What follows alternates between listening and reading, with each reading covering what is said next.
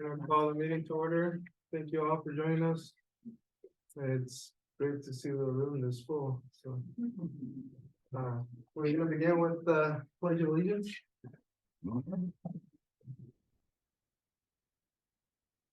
Allegiance to the flag of the United States of America, to the republic for which it stands, one nation, under God, indivisible, with liberty and justice for all.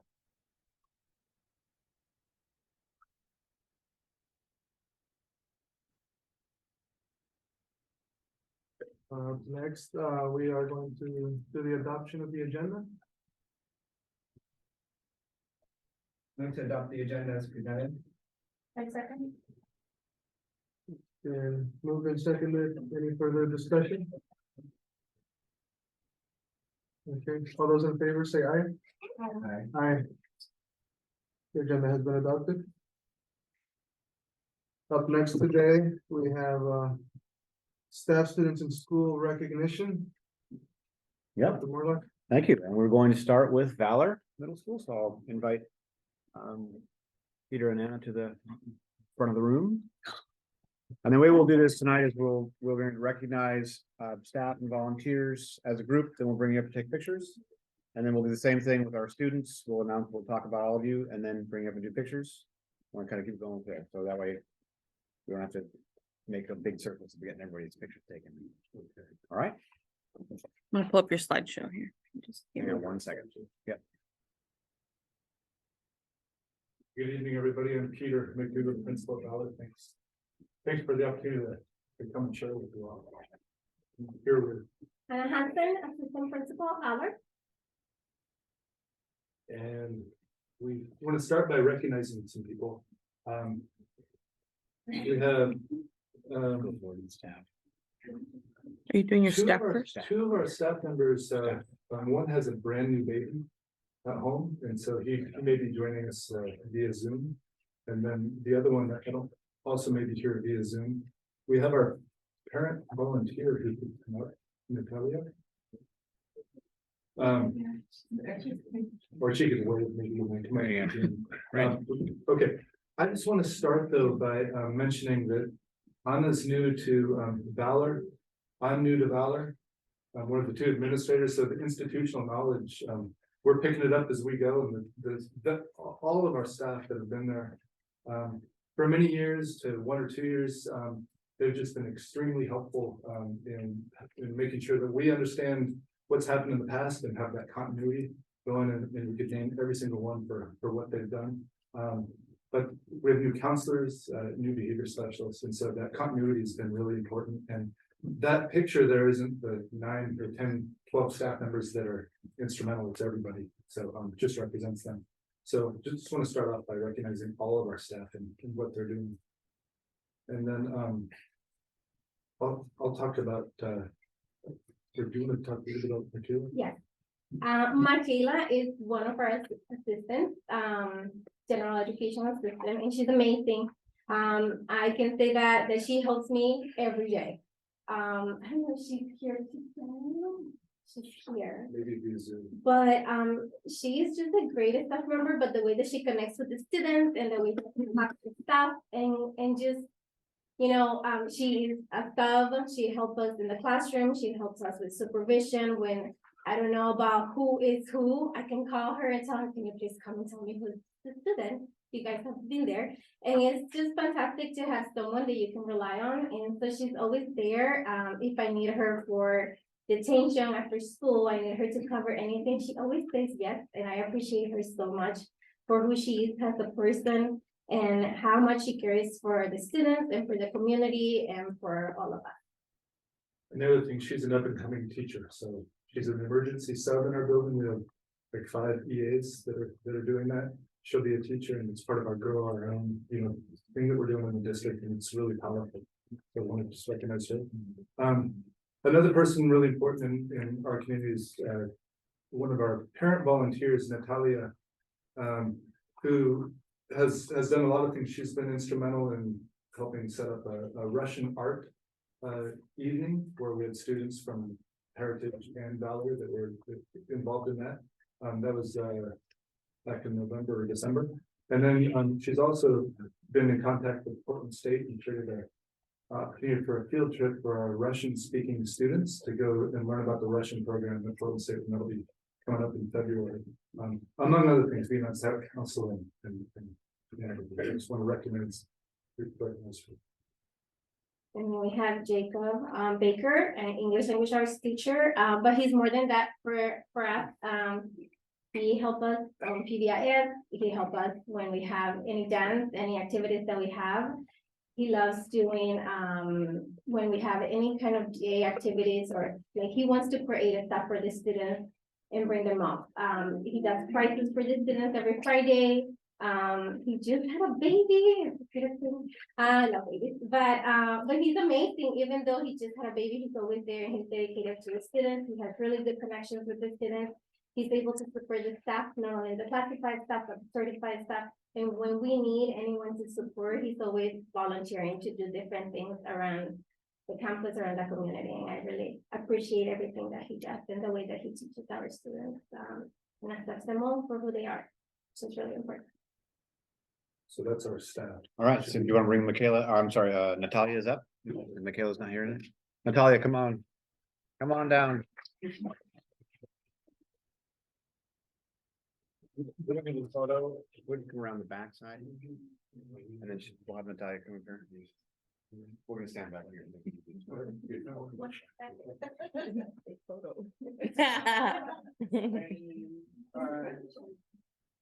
Yeah. That's okay. You can come on.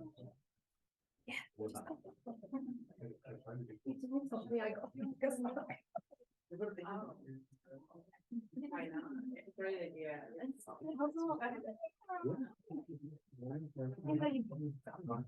I can fit everyone, but don't worry, 1, 2, 3, and one more. Thank you. Oh, what a great.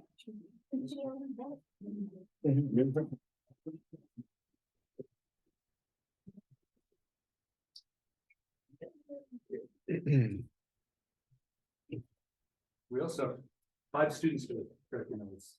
Start with 2 of our 6th graders. And we're really sorry, we don't wanna be, we wanna be citizens. You can stand if you want. Right, don't put me in that position. Come on. So, I'm sorry, right? Good, good, these- So I'm gonna do it in Spanish, and should I do English too? English, Spanish? Let's do that. Yeah, great.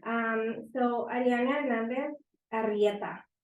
A 6th grader who is respectful and responsible and an excellent student. Es una estudiante que es muy respetuosa, responsable, y es una estudiante excelente. She is helpful to her peers and teachers and often helps her friends understand complex concepts.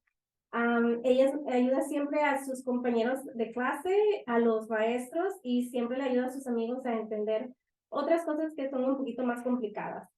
Su actitud es muy positiva. Oh, I did English, I'm sorry. Her positive attitude is infectious and her ambition will create many opportunities for her success.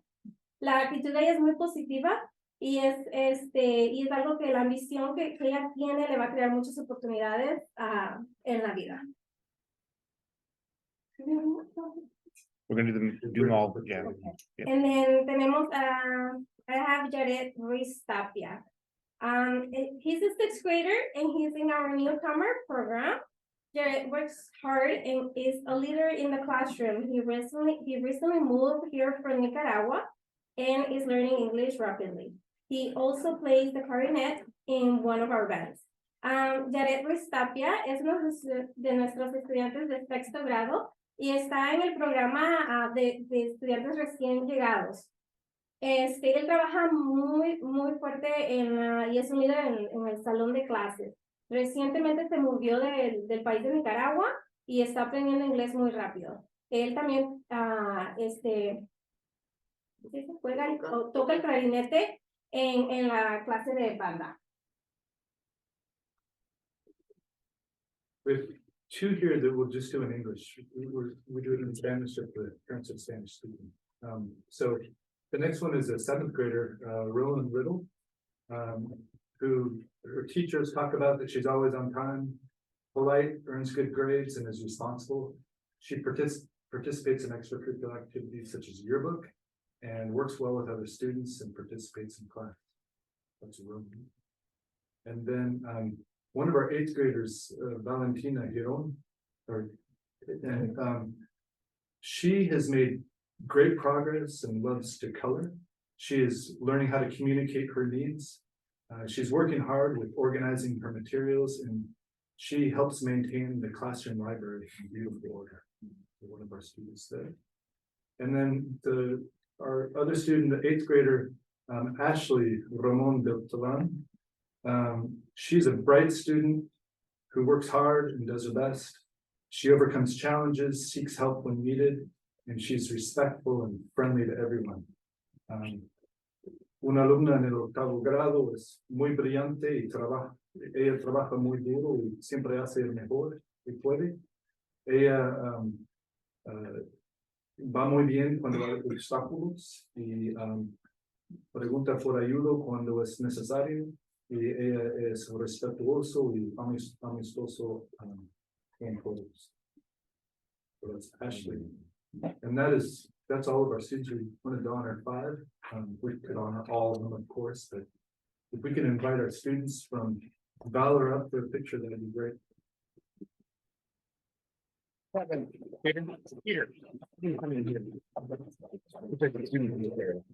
And some of them are joining via Zoom and some here in person.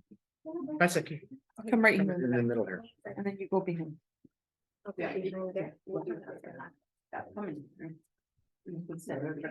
Peter, might need you to come behind. There you guys.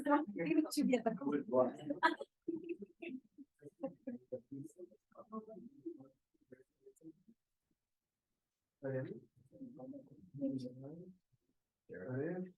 And then we'll just get up for the 11.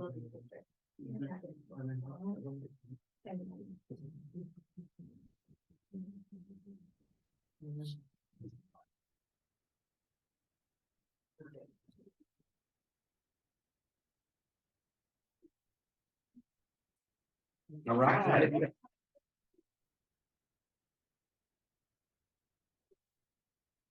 Don't forget on Jacob's case, we're not doing. You take those. We can give it, because then sometimes they just sit on my desk. Thank you. And each of the 5 students were selected by teams of teachers that they really stood out and just everything they do. So we need to honor them.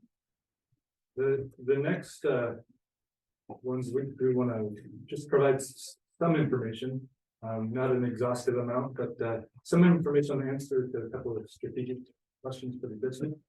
And the first one is how all students will graduate ready to pursue college, career options, and success in life.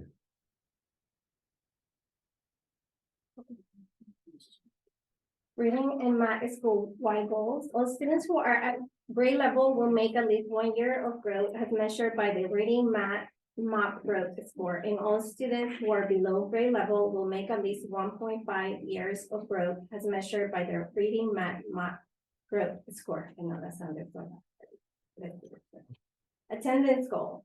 Last year, 48% of our students were regular attenders. This year, we're aiming to have 75% has regular attenders. We are doing different things to get to this point. I think one of the things that we want to do with the counselors is do college field trips. So we have planned some college field trips to Oregon State University and Portland State University. We have also Western Oregon University. We're doing, I think we have planned for all the 8th graders. They will have the opportunity to participate in the field trips. So that's one of our goals. Like, we really want to push them to have that opportunity to see and experience what it is to go to college and see, you know, even at this age, we want to make sure that they have that opportunity. And we felt like our students don't usually get that opportunity. So we're going to take them, we're going to take the PE classes, we're dividing them by PE classes and taking them and saying each class gets this day to go. And so we're hoping that they will have that opportunity. And if they miss it, then we can kind of figure it out when can we go. Yeah. Those are some of the things that we're doing. Avid always take them to Oregon State University. So that's another opportunity. Then we have the Russian program as well. There are so many things. We do have, two new counselors. But they are working so hard. I am so proud and so, impressed by the work that they're doing. We do have a lot of emergencies, a lot of crisis, but they have been able to still create academic plans for the students, talk to them about what they want to do, where they want to go, if they have any plans, and if by any chance the students say, oh, I want to go to college, or then we provide them that opportunity of what would that be then? Like, do you have a career? Do you have anything, any other path that you want to take? Welding, whatever, electrician, whatever that might be, we just want to make sure that they hear it, that, and they see us, right? One of the things that we like the most is our counselors are from Valor, they're from the community. One of them like went to Valor. The other one is actually from Mount Angel, but she used to work at the Welcome Center. And I really love them, that they can see them, who they are becoming, and they explain what they're doing and how they're doing it. So I think that is really fantastic for them. And then the career exploration, I just wanted to mention that because we're on the verge of, I think, launching that in a really good way. Last year, at the 2 middle schools, we had one person that split both schools as the career exploration CPE program just to start. And then this year it's moved to having one at each school. Our school at Valor, we had the person that was in that position for family reasons needed to move away out of state. And so we're just about, I think, to have somebody in place that's really going to take that program. So we don't have it yet, but we're on our way because it's such an important part of that. I just wanted to mention that kind of a growth area that we're in the middle of. Also, in terms of growth, the next slide there, I just have I added a kind of a representation of a number of different things, but really this is a little bit about equity and also just everything that we do in terms of professional development. What we're focused on as a school right now in our professional development time and teacher development is focused on the instructional core and helping make sure our teachers are experienced, they're really strong, they have good connections with students, and also just working with all of them to make sure we have really strong learning targets that are tied to the standards, that the tasks aligned to the targets. We just engaged in a couple-week 2-week study, which means 45 minutes each week of engaged in productive struggle, where students design ways for students to learn and kind of struggle with their learning in a way where they grow and develop, rather than seeing how something's done and just practicing it over and over again. But really, that productive struggle is a really powerful way. So so some of that work. And so there's been a number of different things. I have a few pictures added on there where we have actually staff engaged in some of that productive struggle work. The one on the left is something the district did where we were building towers out of spaghetti and marshmallows that is really difficult to do and takes teamwork, and you have to work together to do it. But these are the types of things that we model, and we have our staff engaged in this kind of work, and then many of them are already doing that anyway, but it makes it even stronger as it happens in the classroom, and then teachers learning from each other. So some of that work is just a big part of that. I think a big part of helping our students lead toward college career options and success in life is the instructional core. We do have things such as the after-school tutoring program that teachers are doing with students who are in need of additional help. We have a number of different things going on, but this year, I think more than anything, we're really focused on that during the school day, in class time. What is the instruction? What is the learning experience for students? How are they engaging in group work, and so forth? I added just a number of pictures on the strengthen our culture for engagement centered in equity. The top 3 are just examples of classroom learning. We have Mr. Ruiz teaching social studies there and engaging students in a lesson there as they're doing some writing. We have a science class where students are trying to figure out which substance to put in first, which to put in second to have an object float, and they have to figure out with all these different liquid options, they have to figure out what it is, so there's not necessarily a quick right answer, they have to experiment, figure it out, and then they have to explain it, and they're working on this together. But giving all students the chance to do this kind of work, in the deep thinking work and working together, that's kind of where that part of some of the equity work can happen, is right there in the classroom. There's other ways we do that, but I just wanted to highlight some of that classroom work. On the upper right is again another science class with students working and having some fun as well. On the lower left is actually Ashley, who is here, one of our students that we honored this evening. And this was our Avid night, and she was up there speaking. We had a number of students that spoke to the whole group, and then students on the sides that would meet with small groups of parents as they rotated around. But that's an example of bringing our community in, and we had a nice turnout. I have an old picture of a band concert, because I was actually sick at the band concert. No, I wasn't there. I was homesick.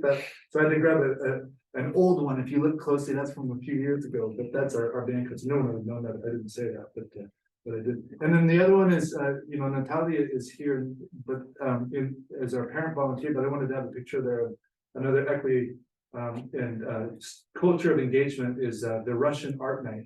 And just, the Russian dual language program, our Russian community is a really important part of our school, as is our Latino community in the dual language program and everything else. So, but there's just a number of different ways. So wanted to share that. And then the last week, we didn't bring a board of appreciation item for you all. What we want to do is we're planning on working toward having some sweatshirts, t-shirts, and we want to make sure that we get your sizes. We'll reach out to you and get that so we can have you included in our Valor family. So we'll just have some pictures there of sweatshirts and so forth, that we'll reach out to you at a later time for. I just want to end though, my part at least, by just thanking you for your time and all that you do to be a part of the leadership in our community, serving on the school board. We're just really appreciative. Thanks for the opportunity to share this evening. I want to say thank you to the board. I want to say thank you to the parents, the students. They're fantastic. I really admire for trying so hard. Actually, everyone here just tries so much, and they are there. There's that social aspect, and I know middle school is so hard. So I just really love how much they try and how much they love to be there and be part. And I love that they come and even though we're admin, they're still connecting with us and getting to know us. I really appreciate what the board is doing. I have seen those interviews and I'm like, oh my gosh, they want to do this. And I really admire what you do. I really want to appreciate, because I appreciate you because you do this for the community and it shows how much you care. And that's really great. Thank you so much for helping us.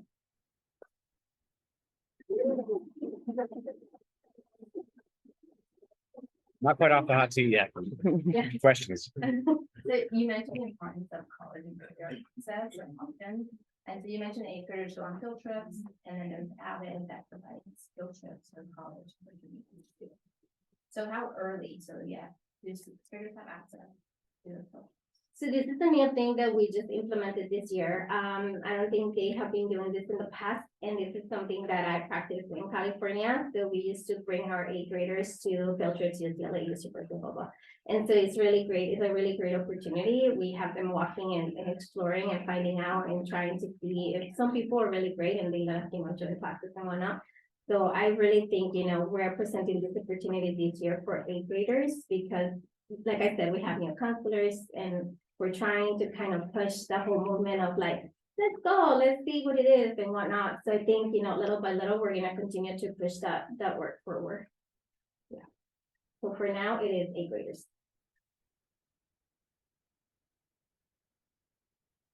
That was my question. All right.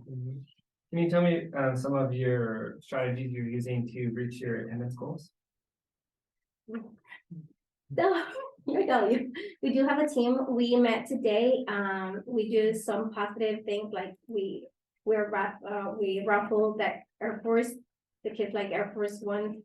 So we're trying to do raffles, but we also do accountability piece, which means like we stay. I'm gonna start doing actually Saturday. I know this is new for the students, but we have actually scheduled a Saturday detention. And actually, I was kind of surprised they were excited that I'm going to be there, but they're excited. So, but I think, that's part of like accountability piece. And I think the parents were like really happy that I'm trying to because there's a lot of tardies. So we're trying to figure it out, how can they make up the time and actually have them be supported when it comes to, instead of avoiding work, having them work a little bit more in a setting where we have teachers who volunteering who will come and help us. So I think we're trying to do a lot of that. And we are, so we are motivating the students in different ways, but we try to do positive. And we try to hold them accountable too when it gets to that point of like, I do have some students that have like 16 parties a week. And so we're trying to see where we find that right balance. So they're not just tardy in the morning, they're tardy. Yeah, throughout the day, yes. So we're trying, that's what we're doing, that accountability piece, like what is it going to take for you guys to meet us there? So we're trying to get the parents to be more involved as well. So we're making calls now, of like, you know, you're late again, let's just go mom again. Like, let's figure it out what's going on, because something is missing or, you know, they want to hang out with friends. So we're really trying our best to kind of push them in the classrooms and making sure that they are there for the whole time that they want to do it. And so then what is the percentage for regular attendees? So this for attendance. So Well, last year was 48, so this year, when I looked, the last time I looked on like the Oregon, the website, the Willamette ESD website, it was at 66% of our students were attending, when regular attenders meaning they're attending 90% or more of the days. So our goal is 75% of our students, and so, you know, it's way up from the 48, but it's not quite there. And some of this is the recovery, you know, from pandemic times. And it's an area that we'll continue to work toward. I think our overall attendance rate is at about 89 point something%. And if we go pre-pandemic, the historical is probably more in the 93-94%. And so a lot of improving attendance comes from things like relationships with our students and just connecting, making sure that an adult that knows and connects with each student, and especially ones that might be more reluctant to attend. But it's I think statewide, nationwide, we're all rebounding from trying to get students back in school, having fun activities, having you know, things that students look forward to is really important, and understanding each individual is another big part of it. So this would be like kids missing like a whole day. So we are doing like home visits, like the homeschool contact we have to, because we have our newcomers. And so we do home visits, we reach out to families, we are trying to do activities that the students want. So we do consult with our students what they want. I know one of the things that they wanted was like a movie night, so that's something that we're trying to implement. And they need to earn it, like we did have like also like a festival at the end of the quarter last time. It's something to promote attendance. Activities that students could choose from. So we're trying to promote like, how are we gonna bring them back? And a lot of it is, you know, we do have to connect more with the parents. So that's our piece of like, we do have the homeschool contacts do a visit. And if that doesn't work, then I go with the homeschool contact, and then we do have a more serious conversation about like, hey, like what's going on and how can we help you? Like, do you need something?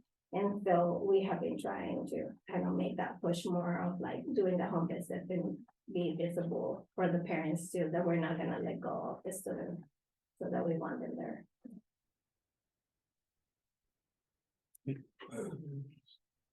Well, thank you for sharing. It's good to hear. It's good to see Jacob. I met Jacob freshman year in college, and it's nice to pull him from Newbury and bring him to Woodburn. I know he's loving it here. See him there. All right. We'll move on to the next item. All right. Thank you. Thank you.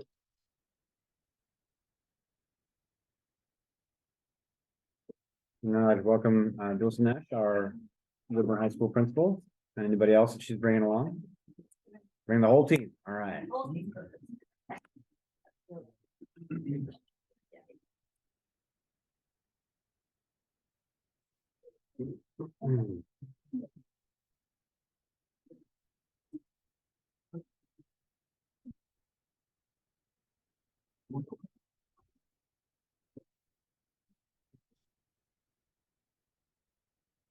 All right. Good evening, members of the board, superintendent, and families of Putnam United. We're really happy to be here to recognize you and also to share a little bit about our school. But most importantly, to recognize a couple of staff members and students. My pleasure to recognize Vicky Sue. Vicky is one of our math teachers, and she also teaches the Chinese classes. But mainly we're recognizing Vicky tonight because she has taken on an additional responsibility besides her classroom, duties or overwhelming assignments that she has within with her students. She has taken on the coordination of Saturday school tutoring. And it has been successful. Please note that this is not a disciplinary program. This is more like additional academic support. Students are welcome, invited to come. Vicky is intentional about what she does. She reaches out to teachers, making sure that students have the right assignments in order to pass their classes or meet their targets. So we're really proud of her work and making sure that she knows that her work doesn't go unnoticed.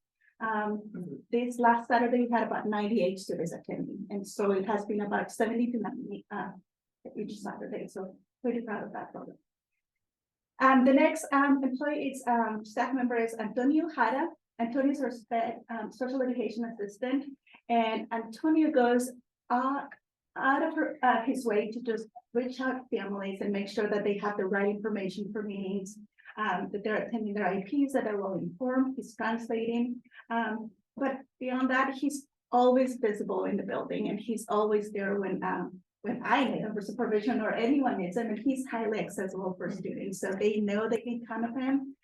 So we know that's not one of his, regular responsibilities, but we also know that we can count on him. So really proud of both of them, and they're both here tonight, so let's welcome them. Right.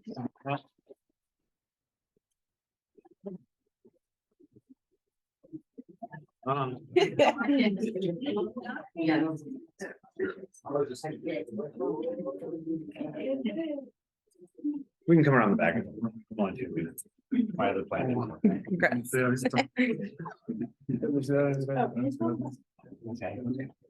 Oh yeah, we need you guys in the picture too. Yeah, all of them. Oh, yeah.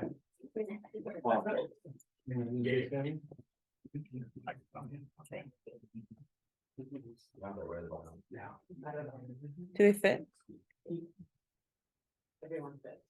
Smile, Tony.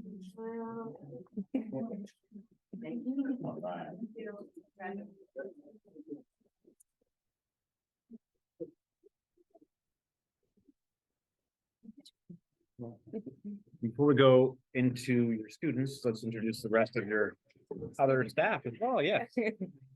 I mentioned Dalton Ash, principal, and with me. Jonel Martinez, one of the assistant principals for here at Woodburn. Meet all of you. Craig Taylor, assistant principal. Chad Waple, assistant principal. Brand new team for the high school, so. Next we recognize our students.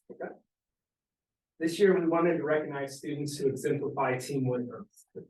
Teacher nominated students who they felt best reflect positive traits that can contribute to the greater Woodburn High School community. Please help us as we acknowledge the amazing young people who have made a positive impact in our school community every day. Our ninth grade recipient is Irvin Herrera Cancua. Sophomore, Elena Chavez Becerril. Our junior recipient, Belin Mendoza Cortez. And our senior recipient, Ty Byer. Please join me in giving a round of applause, ladies and gentlemen.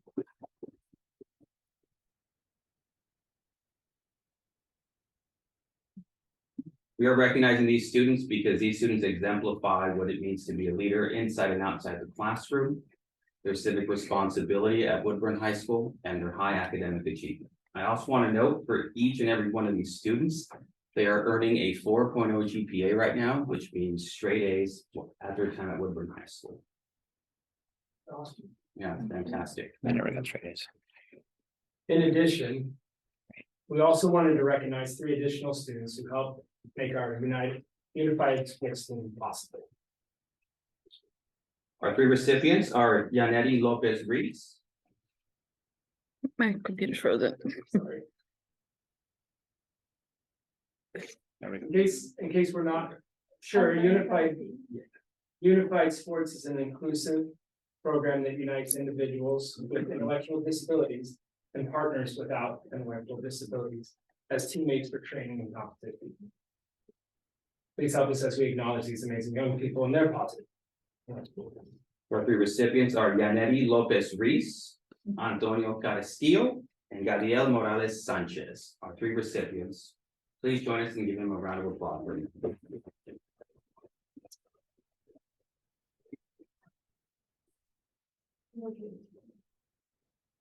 Okay, we're having them up. Bring them up, yeah. All right.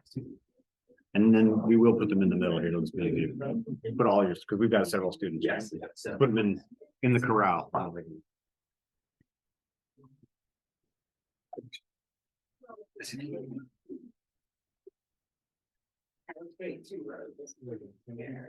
Get the certificate.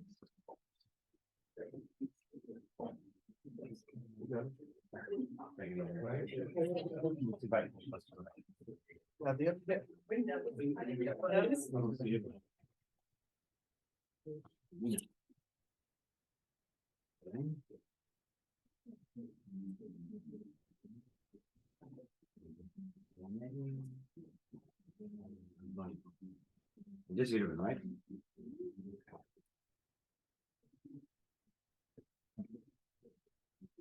I'll let them take a picture. Oh, yes. Then we'll take.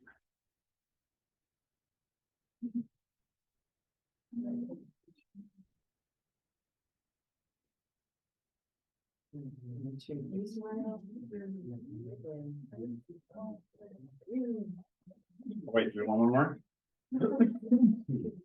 Oh. All right, you're right.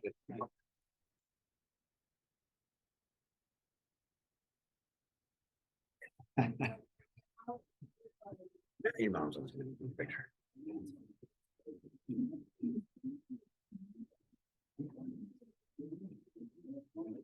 Next, we'd like to give you an update on how we're supporting students to meet their graduation goals.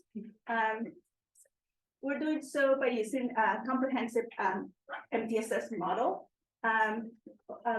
Basically relying on data and teachers' input to make decisions as far as their needs, and also taking into account how students' experiences impact their academics. So for this, we have developed a comprehensive system that meets weekly to talk about students. But before we get into that, the most important thing is that our focus right now is to make sure that we are really focusing on the core. Like, how do we make sure that students receive the instruction that they need? And so that means we're focusing on a professional development that is really targeted to student engagement, how students are, the task is related to the student academics or the goals, and also how teachers are keeping track of that information, of that data, in order to take action. And so once we have really created that engaging academic or engaging lesson, we can really focus on or work with students whose that is not enough. And so how do we trigger our tier one support with a comprehensive team? The team that meets weekly to talk about students and having the right people at the table. So that means it's a really comprehensive team where we have special education teachers, migrant specialists, homeschool context, newcomer specialists. So everyone is at the table with the expertise needed to develop those interventions. And that way it's not for we, it's a more effective way to support students. In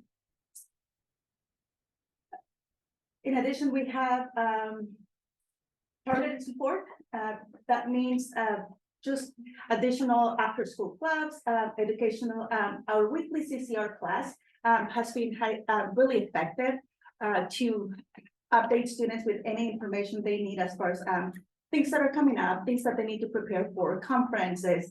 But how do we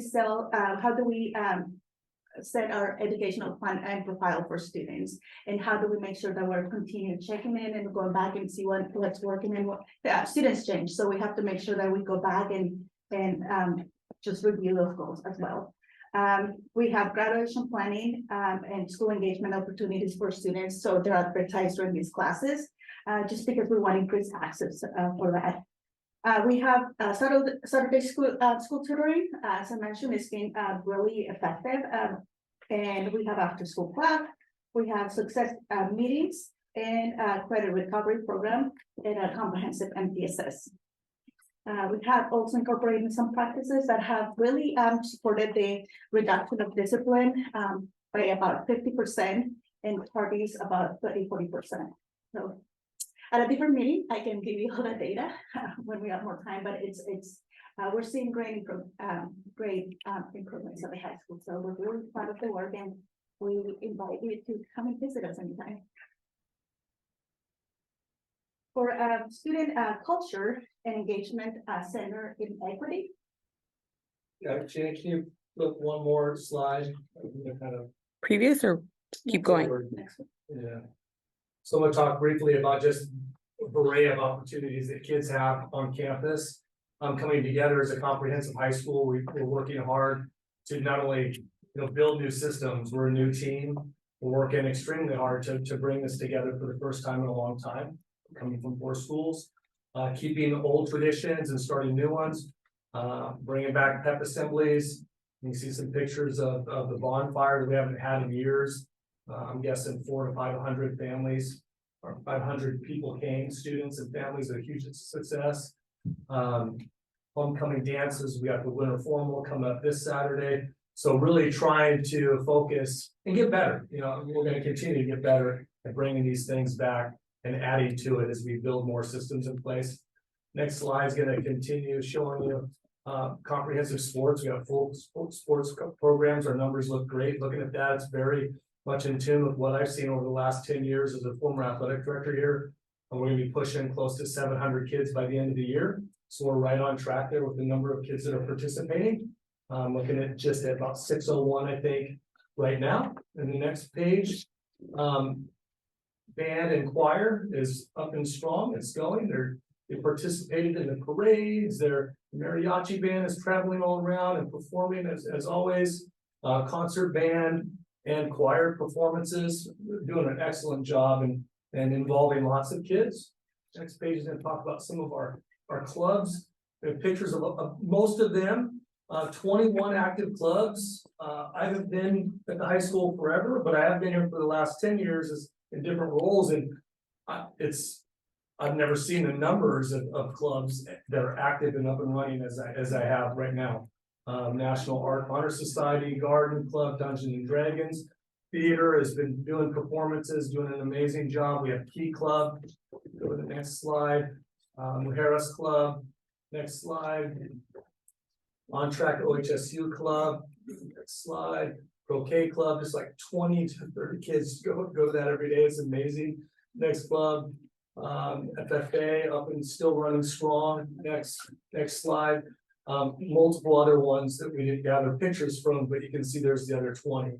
Mecca Club, Safe Space Club, Student Voice Committee, International Thespian Society, Smile Club, Oregon Battle of the Books, Vocal Justice, Link Crew, National Honor Society, Anime Club, Archery, Unified Sports, and Chess Club.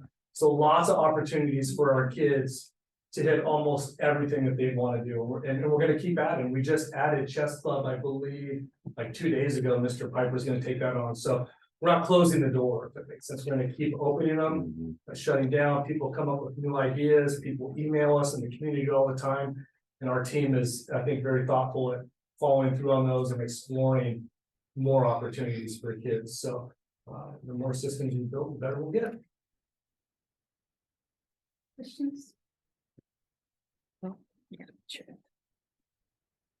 And we did take a minute to appreciate you. How do you know what? Yeah, Jenny has your appreciation from the high school staff. So you talked a bit about discipline. As well as attendance. Can you talk a little bit about what your staff has been doing to improve it? Yes, I'll try to do it. So it has been a it's a staff of many staff members just to make the system work, from custodial to campus monitors to teachers to administrators to everyone in order to not only put the system in place, but make sure that it's being reinforced. And so what we have done is we have called,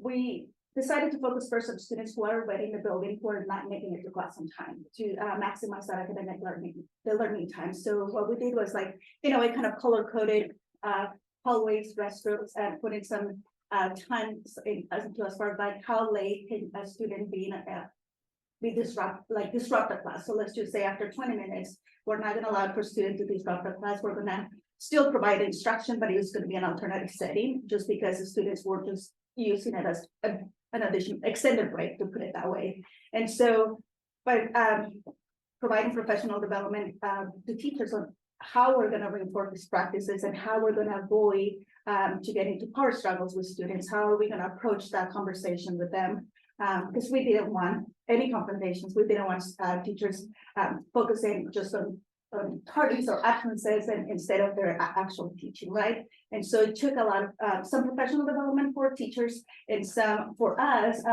revamp some systems and some color-coded hallways and restrooms, and making sure that we revise the routes that safe campus monitors had. So as far as where are you placed at what time and how are we roaming the building and making sure that everyone is where they're supposed to be. So it has been a really comprehensive system put in place.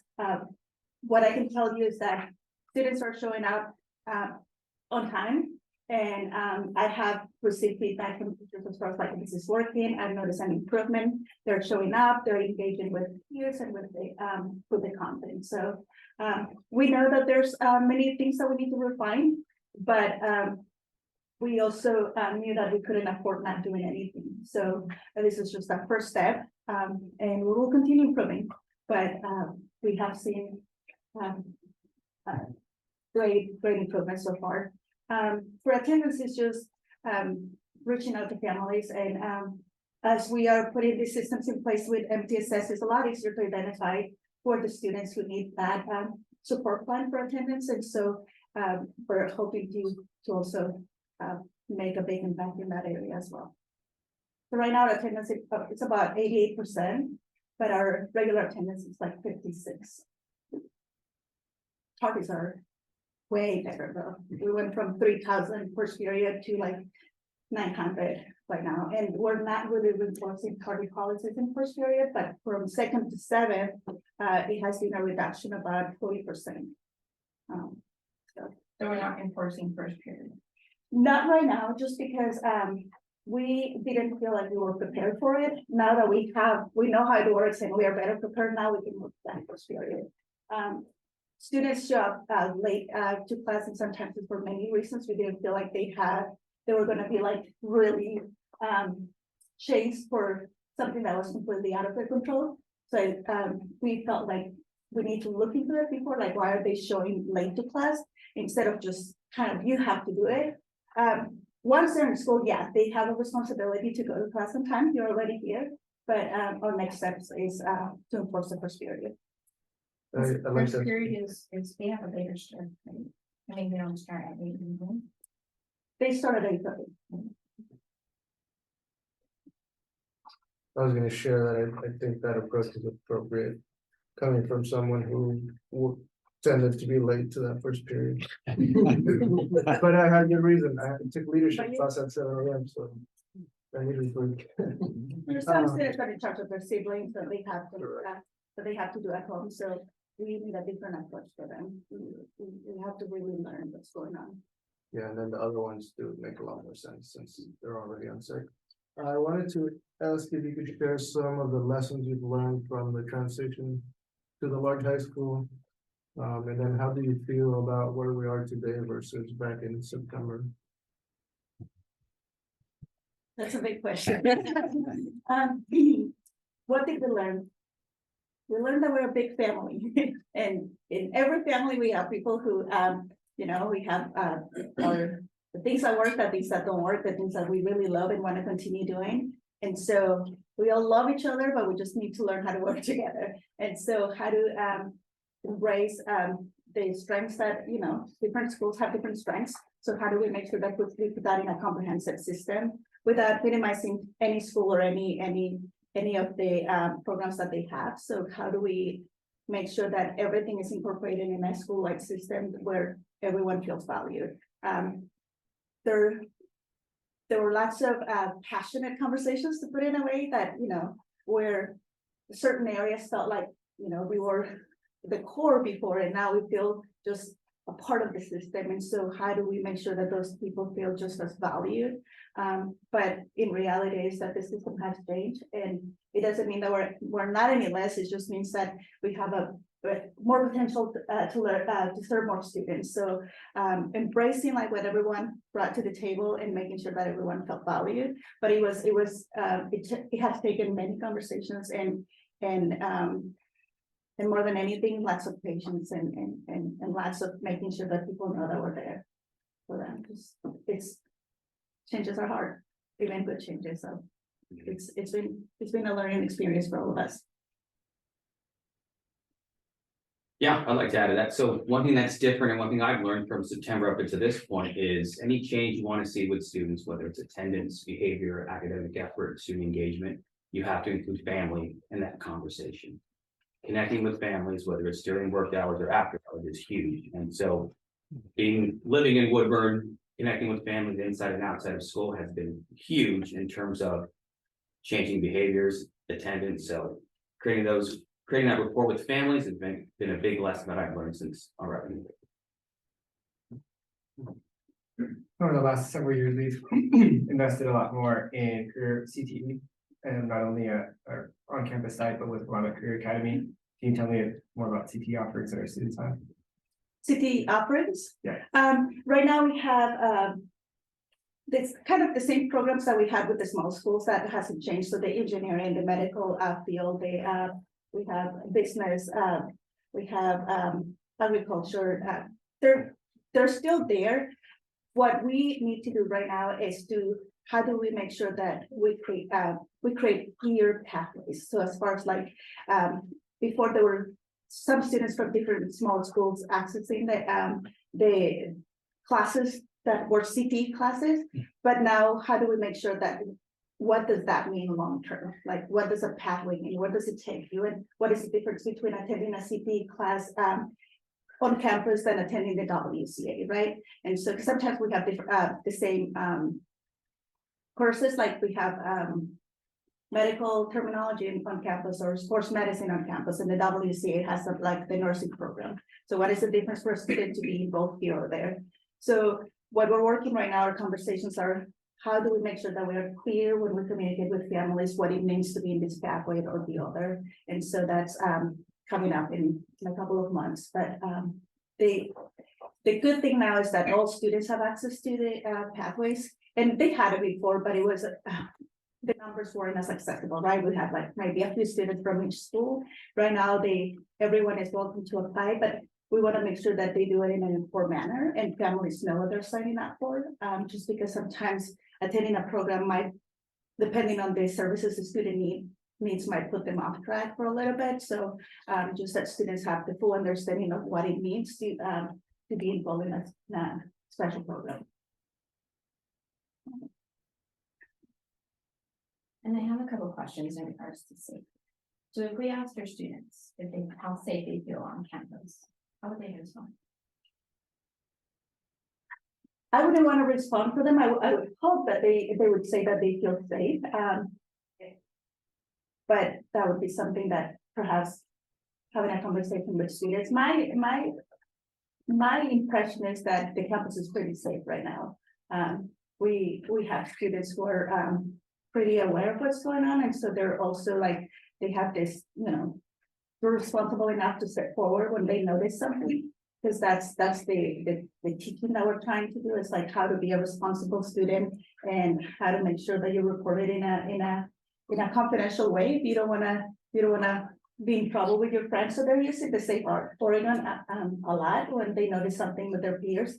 But I would say for the most part, the campus is pretty safe.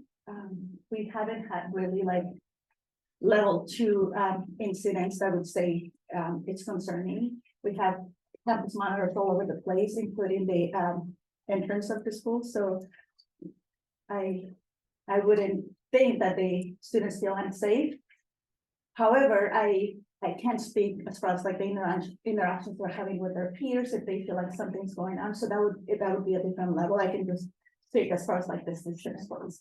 It just seems like that would be an important conversation to have or to ask, just because I'm sure that's pretty connected to classroom learning and academic learning.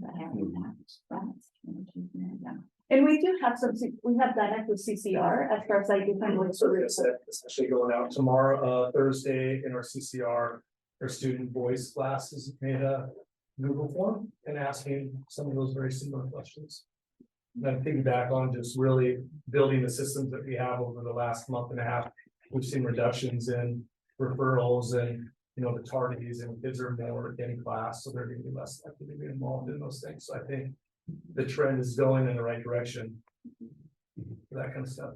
And at the same time, we have seen an increase of students using the Safe Oregon website to report things confidentially. So that means they providing those ways to communicate or ask for support or help or report something in a way that they don't feel like they're snitching or, throwing their fear from the front. And my other question, and I think I know the answer, because you mentioned your supervision at the end and throughout campus, but and I ask because I visit where I do work for other schools, and I see students easily skip class. I see students leave and enter real easily, and so I'm just wondering, like if you needed to find a student on campus, could you easily find that student? I could tell you right now, yes. I could tell you we have the way that we have our campus monitors supervising the building, or how we are actively supervising hallways. We can tell when a student and who that student is, and the first thing that we just communicate with the analyst. We know we can't chase them, but we know that the first thing that we need to do is at least let parents know your child left campus. We are closed campus, and that's why we have campus monitors outside, just making sure that they're checking the parking lot and making sure that exteriors are secure in a way, like students are not in and out. We are not perfect, and students are really smart, so they find lots of ways to get out. But we can easily identify them and know who they are. My question is just thinking back, and you've already shared some other ways that you're trying to improve and work on those communications and working along with parents. What are some of the other areas in which you're noticing, or maybe you would like more of the parent interaction and collaboration? We actually had that conversation today during our forecasting meeting. We talked about trying to move away from information and move to communication, like moving away from, we send all the information home in the flyers instead of bringing families in and explain what that information means. And so that's the goal for us as far as like moving forward with forecasting. But then also how accessible are we, like our teachers, our teams, parents are working late at night and sometimes they're unable to attend. So how do we make sure that we send that information of communication in different formats? And so we talked about even recording some videos that we can post in our websites and making sure, or send them to Remind, different ways to kind of send that communication out, and but in a way that is also accessible at different points, just because we don't want it to be just information. Social media is helping. Remind, it's great. It's teachers get a text, families get a text message, but we want that face-to-face interaction. So that's the plan that we have for forecasting, like bringing parents in the building, explaining what everything means, having the teachers at the table who are the experts at what they do. And so definitely conversations happening about it. But the idea is to move away from from information and try to communicate more. That conversation. And so adding to that, has there been an opportunity for parent feedback or parent forums, listening opportunities for staff to hear from? We have had family nights. We had the ninth grade family night. We have different events. We have a title night. We have, but not as often as we want to. Mr. Martinez had probably about 71 parent meetings with seniors to see like how they're doing and if they're on track and what is the plan. So we have been intentional as far as like how we're meeting and the communication that it needs to happen. But not as often as we want to, so, definitely, we need to do more of that. There's at least one opportunity monthly in the Bulldog Foundation meeting, parents meet monthly and there's a direct line of communication with me. Option.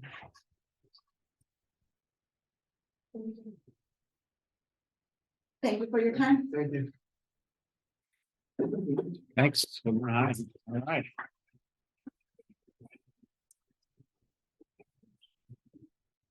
You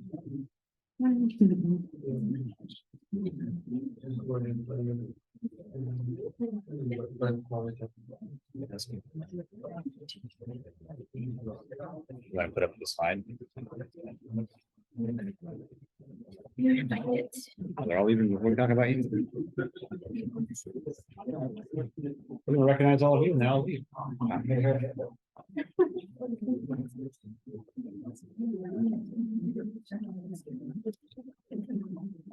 I don't have it on this computer. No? Okay. That's all right. All right, plenty of room up front now. No takers. All right.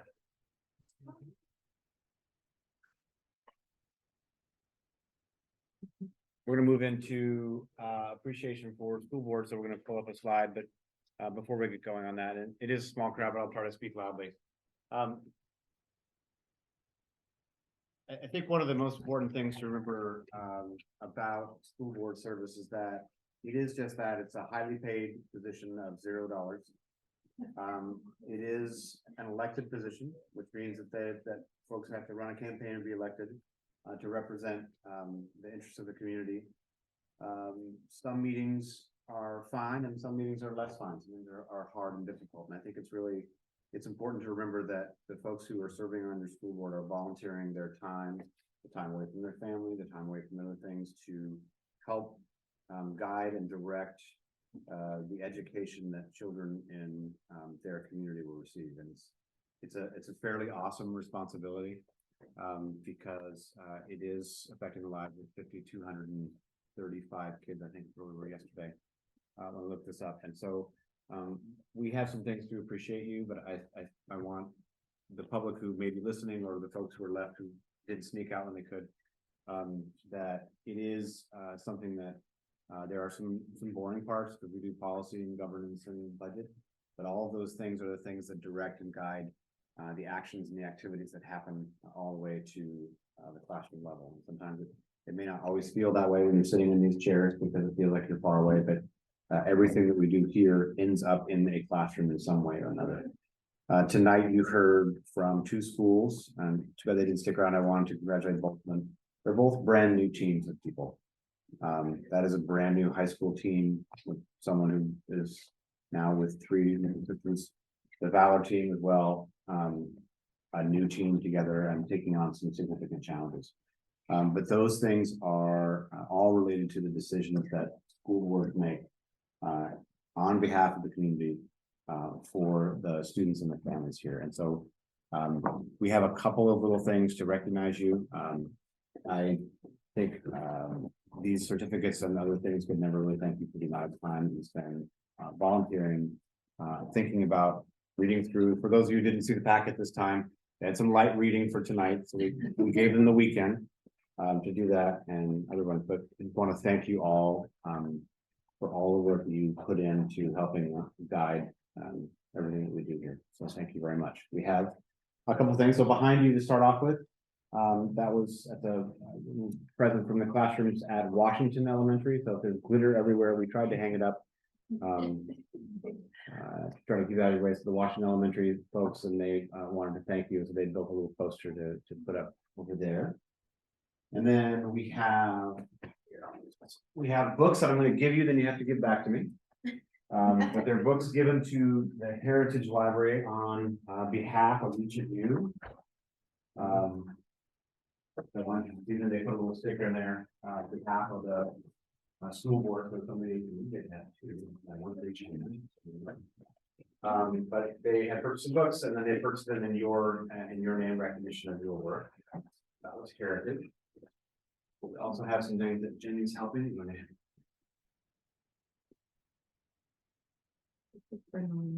This one? So the blue bag is from the high school. Nice, cool, yeah. And the black one's from us. We think we have the right sizes, so we actually have to have a little bit of Woodburn gear. Expect to see wearing it on the street at all times. And we have. And I'll collect those after. Joe, I'll just wait for the call, like Superman. Yeah, that's right. There is a cake, but it's in the bottom of the bag, so. All right, for those of us left in the crowd, we'll give them a quick hand.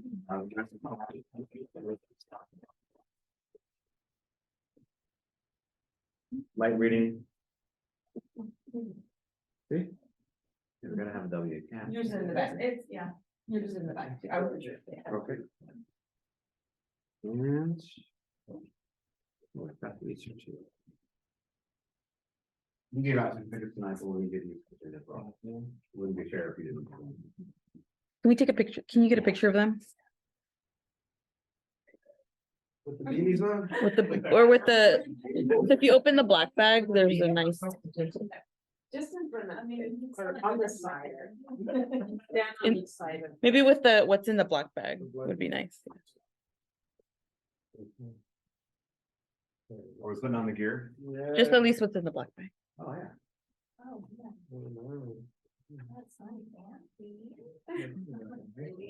yeah. That just means you have to do dance duty. That's why we're giving you something warm to stand outside. I just go looking for some help.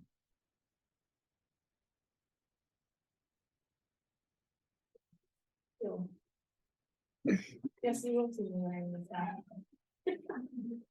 With all the rain we get. That's right. You get a photo? I want them to stand next to the post. Like Oh, on each side, Let's do it. Yeah. one, yeah, two on each side. This will make it national news while we're team.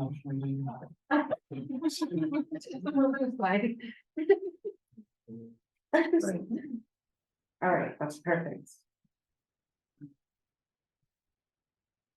Put the tag in. There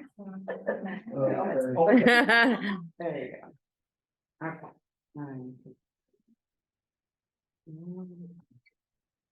And sorry, wait, hold up. We'll find one more, nobody's one. Thank you. Thank you.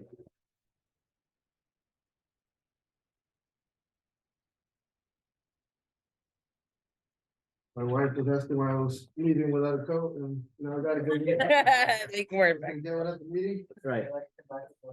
Yeah. All right, any public comment here? One that was submitted Okay, it's, and, and they didn't ask for a Zoom link. So I'll email it out to all of you tomorrow.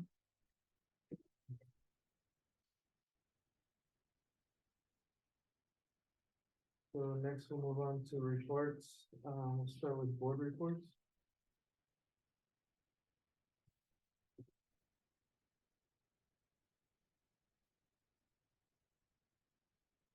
Of the new year. Well, I can start. Anything? So I attended a couple free groups on Friday morning, and this month, Woodburn School District posted 3 years, 4 weeks ago. And then also I attended a few basketball. I'm looking forward to this.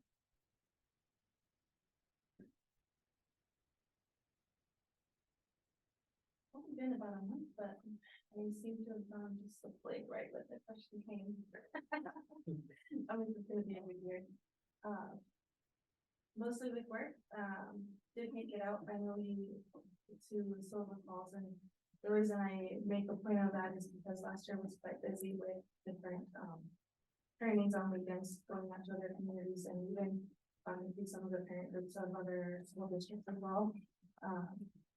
And working just different things that it didn't really live it out very much, and so just making out to Silver Falls for a hike was very nice. And You were at the strategic plan, you came for a day of that. yes, thank you. I did make it in one of the 2 days. It was definitely really good to see also a lot of the conversations taking place, and of course. Thoughts have been already discussed, so it was interesting, once the feedback came in, and it's been matching a lot of what the conversations have been taking place already. Great, see, I got you. Yep. There was a Dia de los Reyes today, I was there also.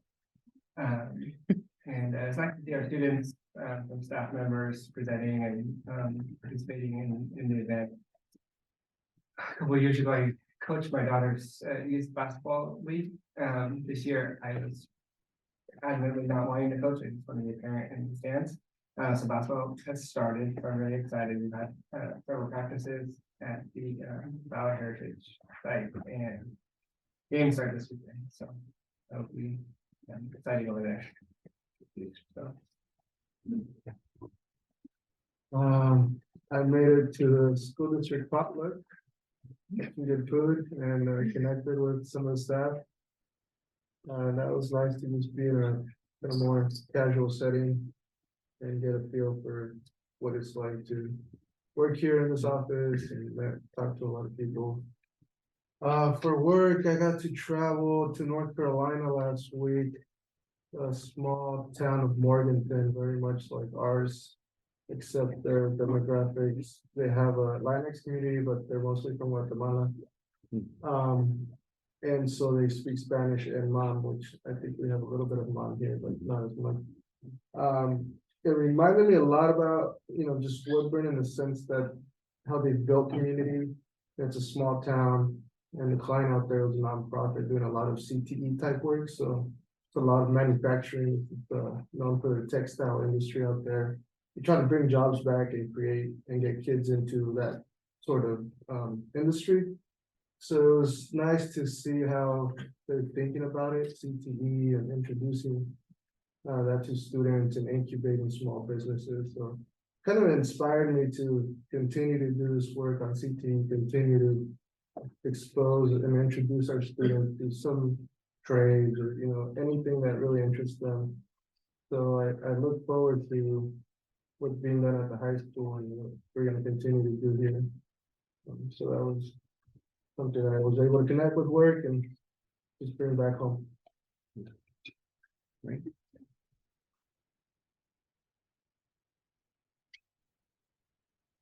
But the next office of the superintendent has assessment report. Yeah. Assessment. We're gonna start with our school health services, so if I can ask Dana Christie and Ann Zeal, come up front.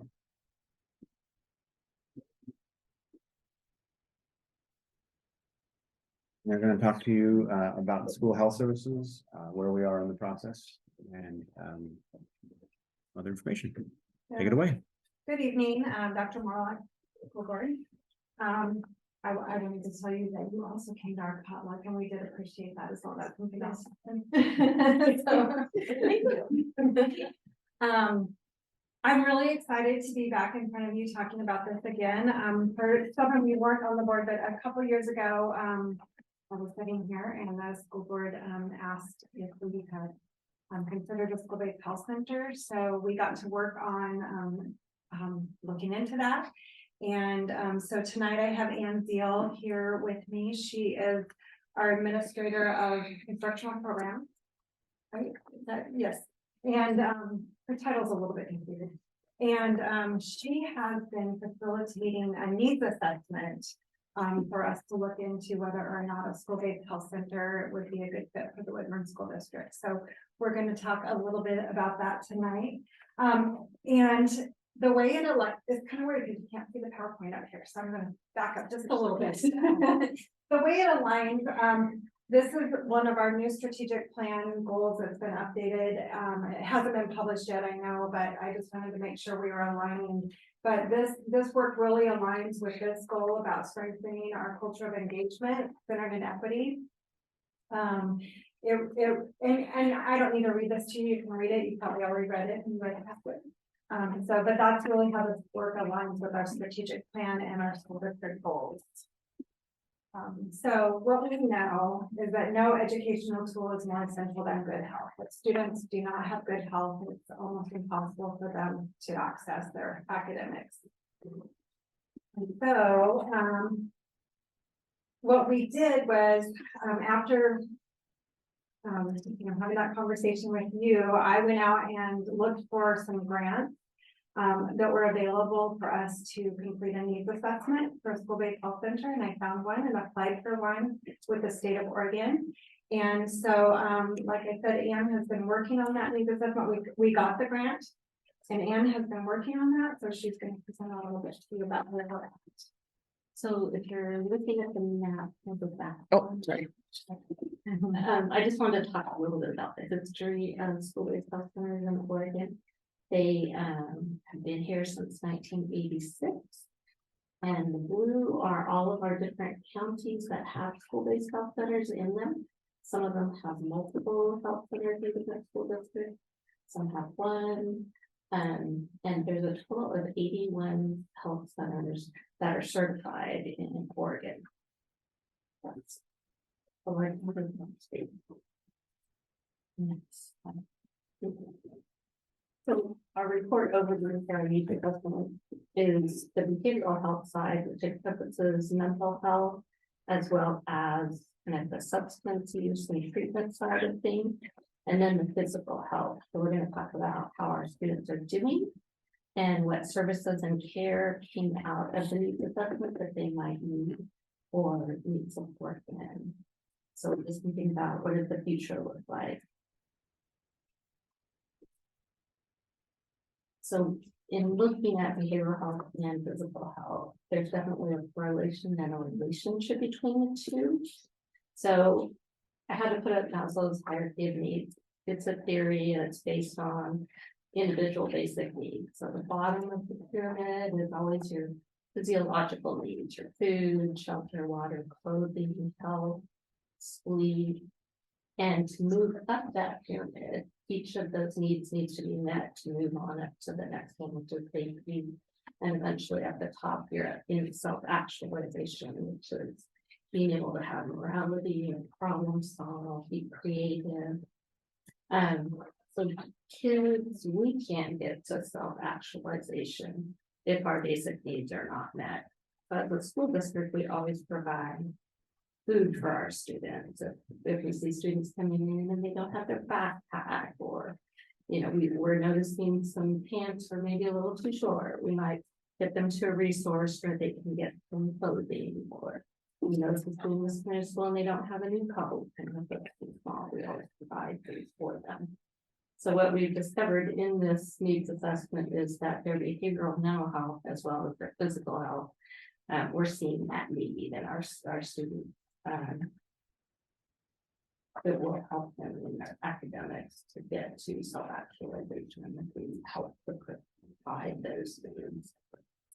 So the next slide gives you a little bit, just a key statistics of what we found in our assessment. So if you're looking at the left side of the behavioral health, 37.8% of our students experience depression. 36.2% have reported unmet emotional or mental health needs.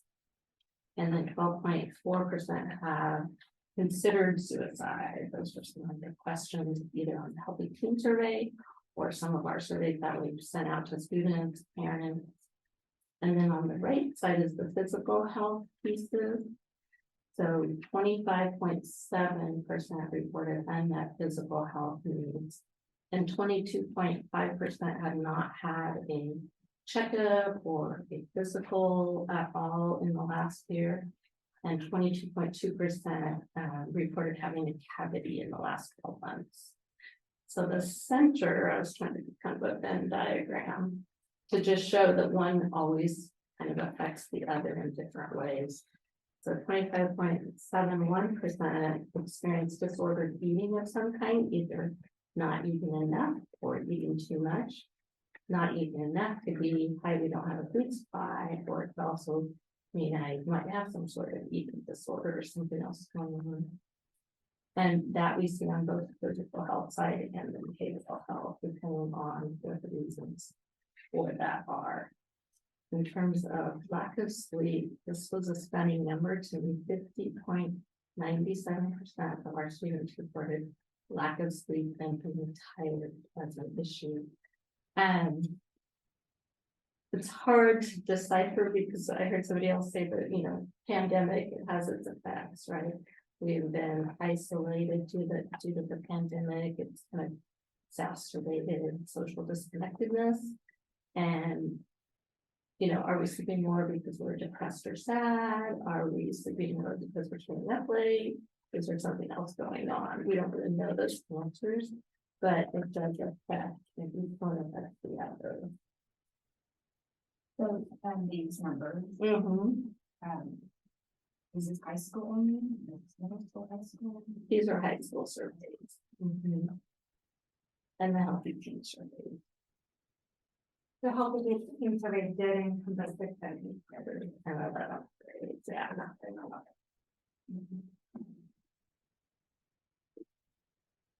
And I don't know if we'll talk about this later, but as far as what came up, I mean, like, what are we doing now, for example? Like, if 50% of our students are lacking sleep. We don't have a good strategy right now, that we could speak about, but that's part of, the work that we have ahead of us.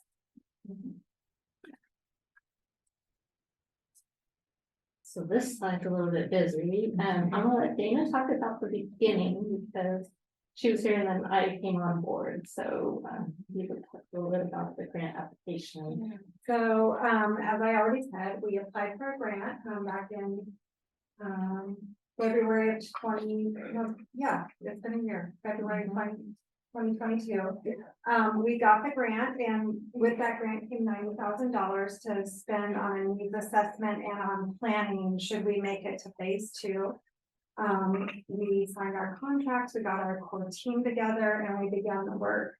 We have, in the fall of this year, we worked on gathering as much data as we had. We had some past data from students and from families that we started with. Then we sent out surveys to families and to students and to staff.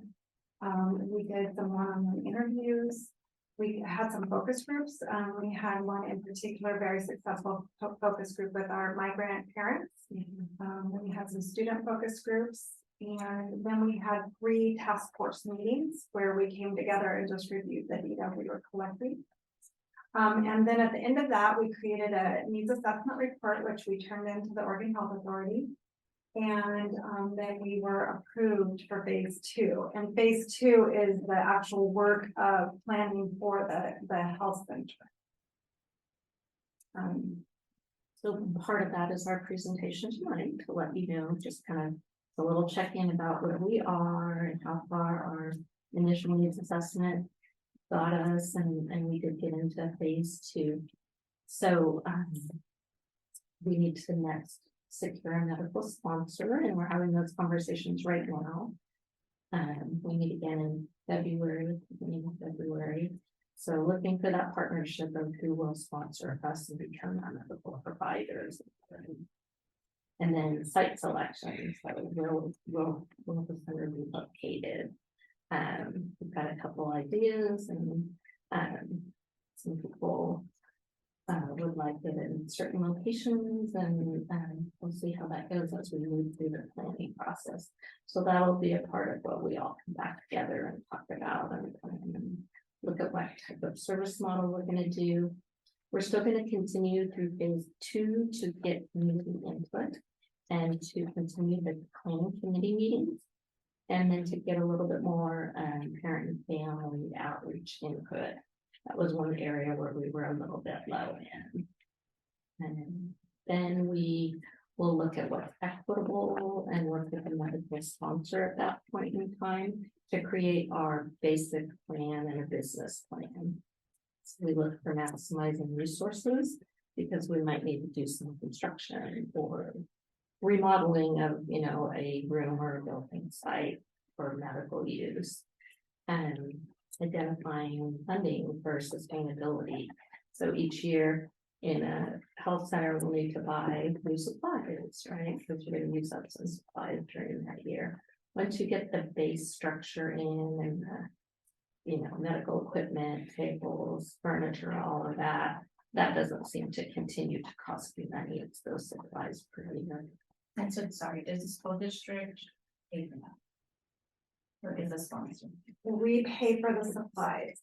It's every year? Mm-hmm. The supplies would be like, we were just meeting with a medical provider and they are sending us, they're going to be sending us that information, how, because they already are sponsoring another school-based health center, or two actually, and they're gonna send us some estimates of what they're spending right now. and so what would those funds, where they come from? That's part of what we're gonna be deciding and planning for. My current funds now.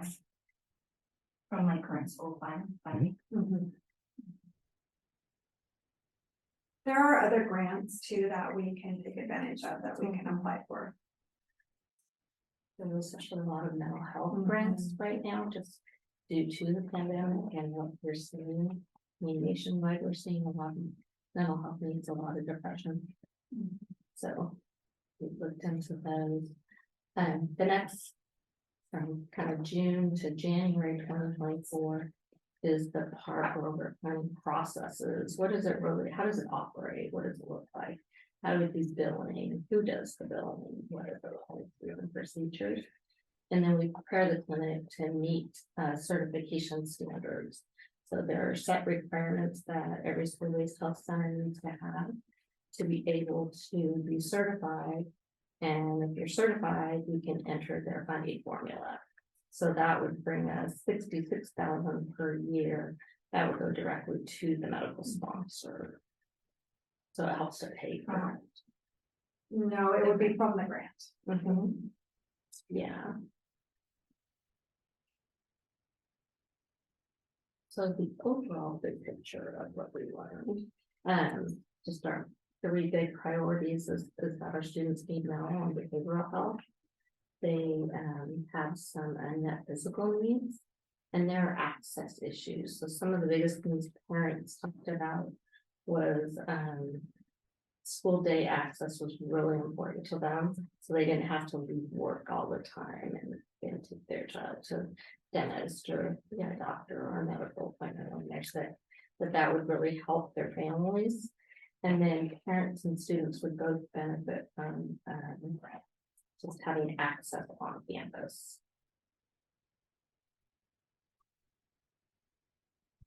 So on the right, these are some partnerships that we already have. We're already working with the Oregon School-Based Health Alliance, the Oregon Department of Human Services, the ESD, ESD is partnering with us on this project. The Health Authority, we're meeting with them weekly. A lot of meetings, Marion County, and Lewis and Clark. And then we are the medical sponsorship that we're talking about right now is with Salem Health, and they're really enthusiastic about it. We're hoping that that's going to work out for us and for them.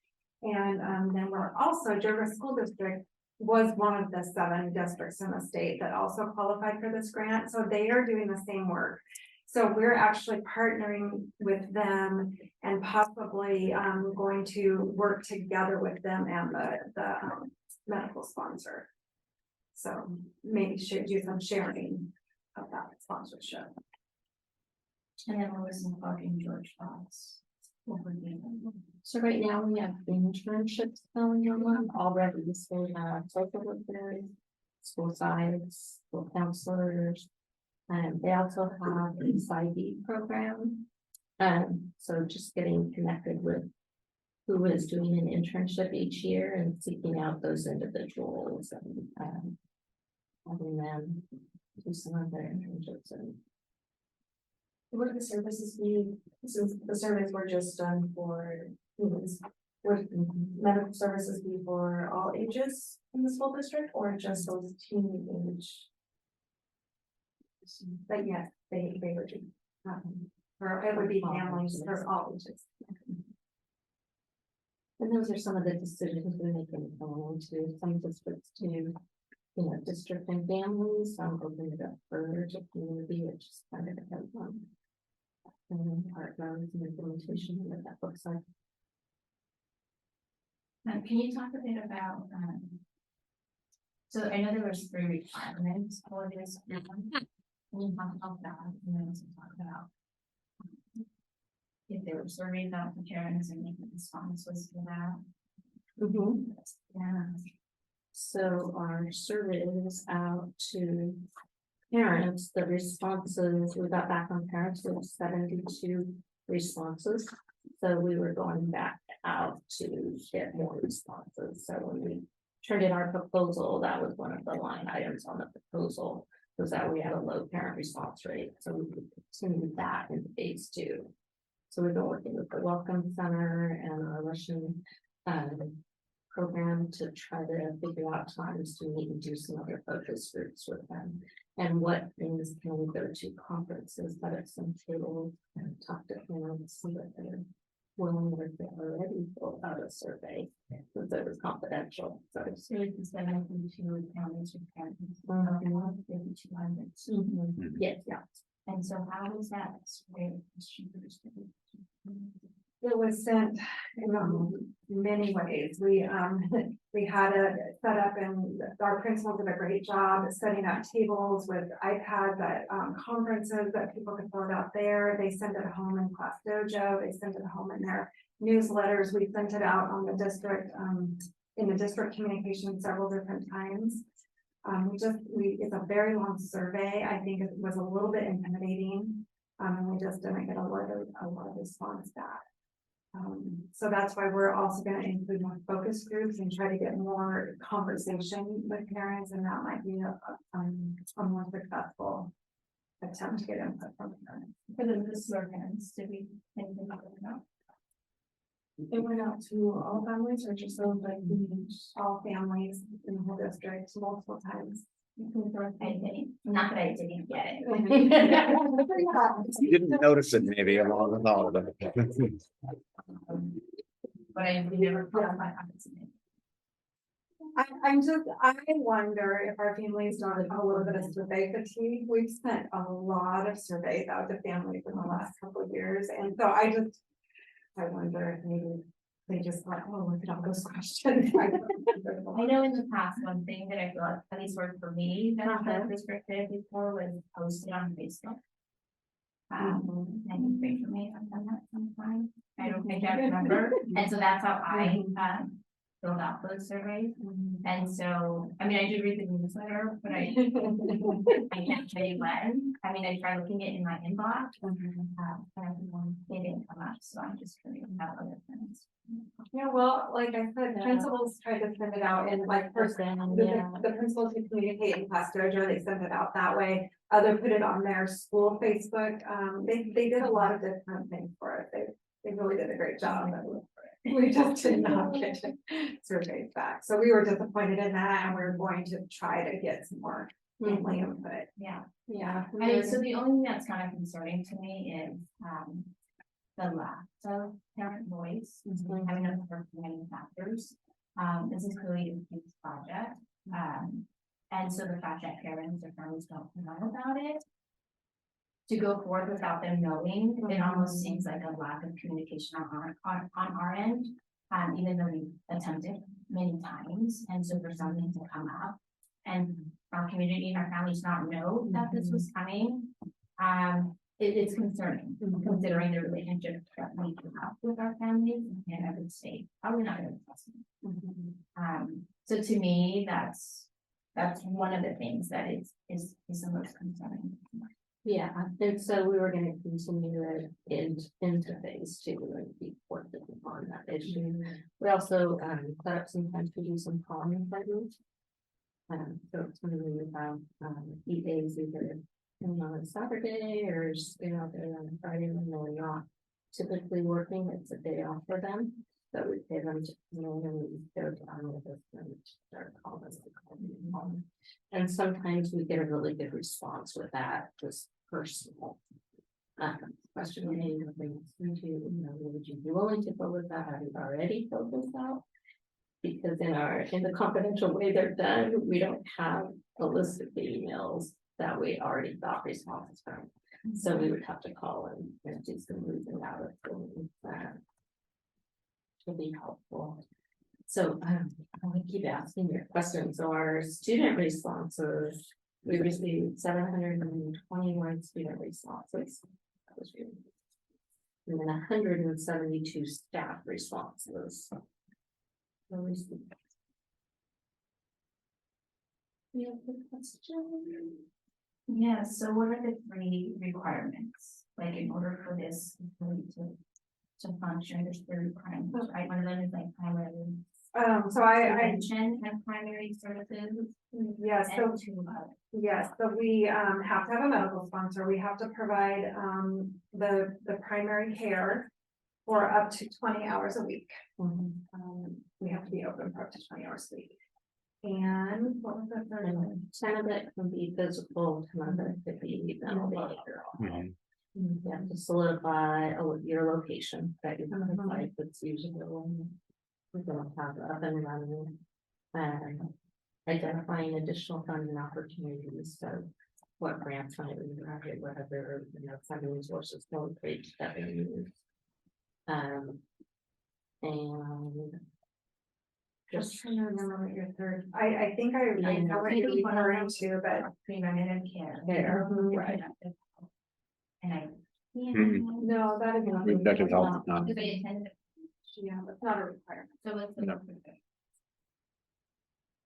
I'm not sure what you're referring to. We'll have to. information to you. I think it was like the second or last. Yeah. I kind of came in the middle of it, so I just remember. We'll go back and find exactly the 3 requirements. We may have covered them already. I just don't remember them at 3 specific things, right? Because I know mental health was not a requirement. No, it's not. But we do know that was a really large response. Top line that we got from all areas that all people that were spoken to. So I also reviewed their website, and so on there it shows, services provided on site and then referral. So does that mean that those services will not be provided on site? Services they cannot provide on site if they're not set up, they don't have the right personnel, there will be referred out. So we'll be making those decisions about what we're going to provide on site in this planning phase. Yeah. And then, so anything that's not provided would be referred out, just like in any other situation. Right, because what I saw on the website, it just seemed it was very minimal, like, for example, like, I think for like dentistry, like, it's referred out. For medical, it's just very basic and then referred out. Is that what it would have been? Depends on what we decide in the planning consideration.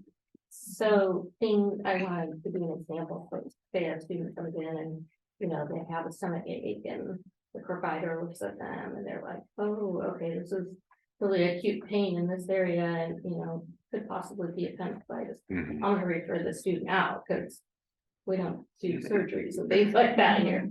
So that would be a referral example out. Some school-based health centers have dental services, some don't. It just depends on what we decide as a committee and as a team and collaborate on with the medical sponsor about what they're also willing to provide. So that all kind of happens in these next phases, what are the services look like. And I did have another question. I guess I'm thinking of. So I think you mentioned that services would be provided for students regardless of medical insurance. But yet there's billing. So what is that? Well, so, one of the things that we do in our district also, and this will answer your question, is, we help our students get medical insurance when they need it. So, and then other students do have insurance when they come in. So the medical provider will be billing for their services when they can.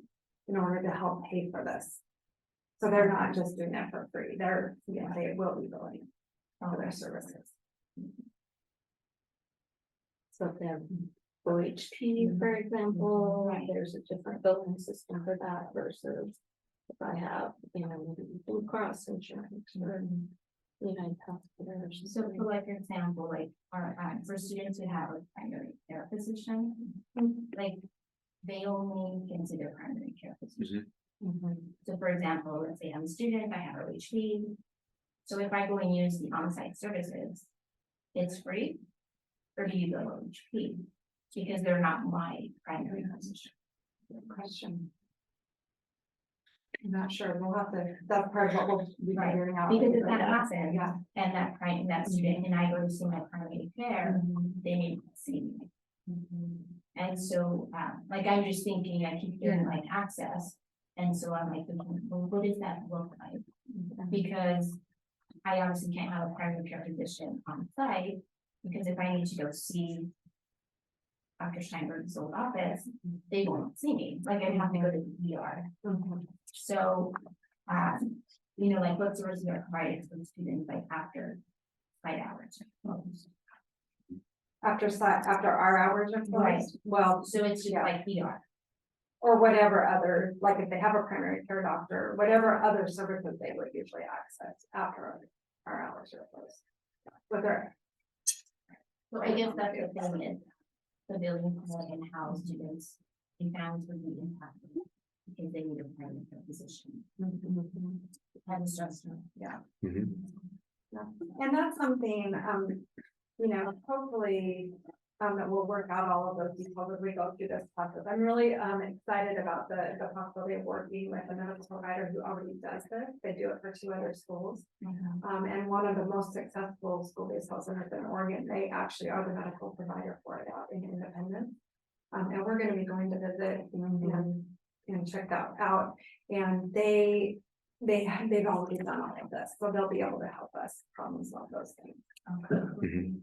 There's a process because you're working with multiple agencies. So in Newburgh, we did the same thing where we had to figure out who goes which pathway. We had multiple scenarios about if you have a primary care, what the kinds of questions there are for the person who's at the front desk, who's operating that, to make sure that people aren't left out of their own thing. But and it depends upon each medical provider is a little bit different. Salem Health is different than we were working with Providence at the time, and so they had a different process along with the Yamhill County Care Organization. So the YCCO had to work with Providence to figure out. So there are some other parts in this next planning phase that help us figure out, how those processes work, because it works differently depending upon the county and then the provider and then whoever else is doing it. So that's a large part of this phase 2, that along with the additional family input, with only the 72. So along concurrently with the planning of they're all trying to figure out what we're able to provide, what the medical provider can do, and then how we do the paperwork process. So we're not creating surprises in somebody else's healthcare,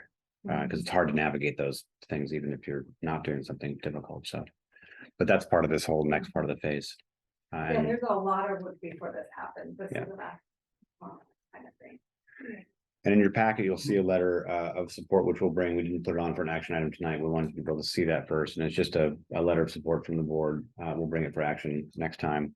They just say you support us continuing with the grant process and trying to do the research. All of this still comes before the board before things get implemented, but it's just the next phase of that. So we wanted to give you a sample letter if there's some edits, other things we want to put in there. So I want to make sure you had that as well. But this is a deliberate timeline. It's not rushed. It's important to get lots of input on this. To be clear of like tonight you brought up reproductive health. It's actually not required to do that. So people automatically go to that place. Like, no, that's actually not in our plan. We have other plans that we're putting into place first. So we've got a lot of work to do just around that. To fund for engagement, I know when we look at our demographics for the district, we have a lot of new arrivals, a lot of homeless youth. That number is increasing our foster youth as well. How do we plan on not only helping our students receive the resources they need, but also registering them to get them signed up for employee fee, for example? Well, I want to give a lot of kudos to Sonia's department. This is something they're really good at. I'm sure you've heard of the homeschool contact program before. This is what they do every day. They are really great at when they know about students who need those services at helping them get access. So we'll continue that work. And now we'll even probably have more of an emphasis on that than we've had before. So I'm excited about that.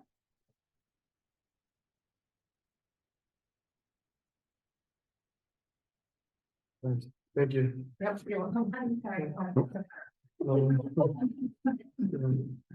Have you reached out to other clinics? So there's two major clinics, right? Pediatric clinics in Woodburn.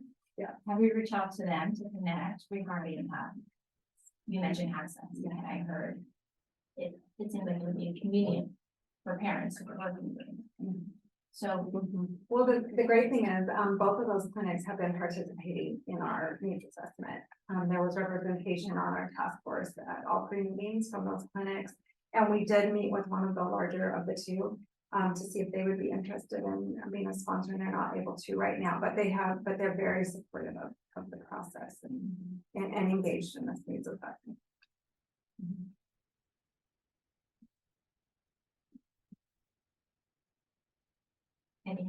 Okay. Let me cut you out, of course. Thank you, Dana. Thank you, Ann. So tonight we have an operations report. That's correct. I'd like to invite to the table Sarah Bishop, Director of Business Extraordinaire. sorry, when will there be another presentation? Well, we'll bring the letter forward, but another presentation on the progress. We can do a progress update. When do you think we'll be ready to do another progress update? March, or April? Probably in March. Okay. Is there a board meeting in March? Yeah. So this letter of support is for next session. For next session, it'll just be a business item. If there's some other things. Yeah, if you have some. Go ahead. So between now and then, before the next board meeting, will there be opportunity to share this with our families? The letter of support. No, I mean, just this what's going on. Because it seems like maybe parents don't know that this is going on. Well, that's part of the work they're doing already in phase 2. They're going to be connecting with families. Before the board decides to. The support, Yes. some will be before, some will be after. I mean, it's gonna on go through phase 2. We're really asking for support not only to continue this assessment and to continue the grant work of assessing and planning and thinking about next steps. We'll have to get board approval, obviously, at the end to move on. And so that's down the road piece. Right, I guess I'm just thinking for families now and how do we communicate to them that this is a process and that this is going on. We can put it again in the superintendent thing and put it in Facebook. I don't personally use Facebook, but I know people do. All right. All right, good evening, everyone. I know you have been on the edge of your seats to go over the district audit report this evening. Just a fair warning, if you need to put yourself to bed tonight, you're struggling, just go ahead and read through this work forward. You'll be out like a light in no time. So we are required to present our audit report to the board every year. So that's what you have in front of you. This is our audited financial statements. We're required by Oregon law to have this done. Our auditors are independent. We pay for them to provide this service, and they're looking at our financial records. So it's no one associated with the district. They're completely independent as they review our information. So I'm going to move fairly quickly through this. If you guys have any questions as we're going through, please feel free to stop me. There's some statements I'm going to call out to in a little bit, and then some we're going to completely gloss over. So pages 5 and 6 are what I like to call the bank statements. If you're in banking, in debt issuance, if you work on Wall Street, this is what you're going to look at. It is completely useless for the everyday layperson when they're looking at pages 5 and 6 of the financial statements. There's so many adjustments that are made to account for different things that really don't affect day-to-day operation. So I'm gonna move past those quickly to get to the meat and the potatoes, the what you guys actually should care about when you're looking at these, which is on pages 7 and 9. So pages 7 and 9, page 7 is our true balance sheet. This is a reflection of actual operations, actual numbers, and the adjustments made to these to account for receivables and payables or things that you'd see kind of on anyone's financial statements. So this is truly reflective of what's happening in the district. Page 9 shows the revenue and expenditures that occurred during the year. If you guys want to draw some similarities, when we're looking at on page 9, the general fund, and you look at expenditures, there's very few categories here. It's very, very generic. So what this ties to, when you look at instruction, that's what we spend for instruction purposes in the general fund. When you look at your monthly financial statements that are provided to you, the instruction is broken out into each function area. So this function area rolls up into these bigger numbers that you guys see here. So again, useful information, and you get much more detailed information on the monthly basis, and when we go through during the budget committee as well, we break it down quite a bit more.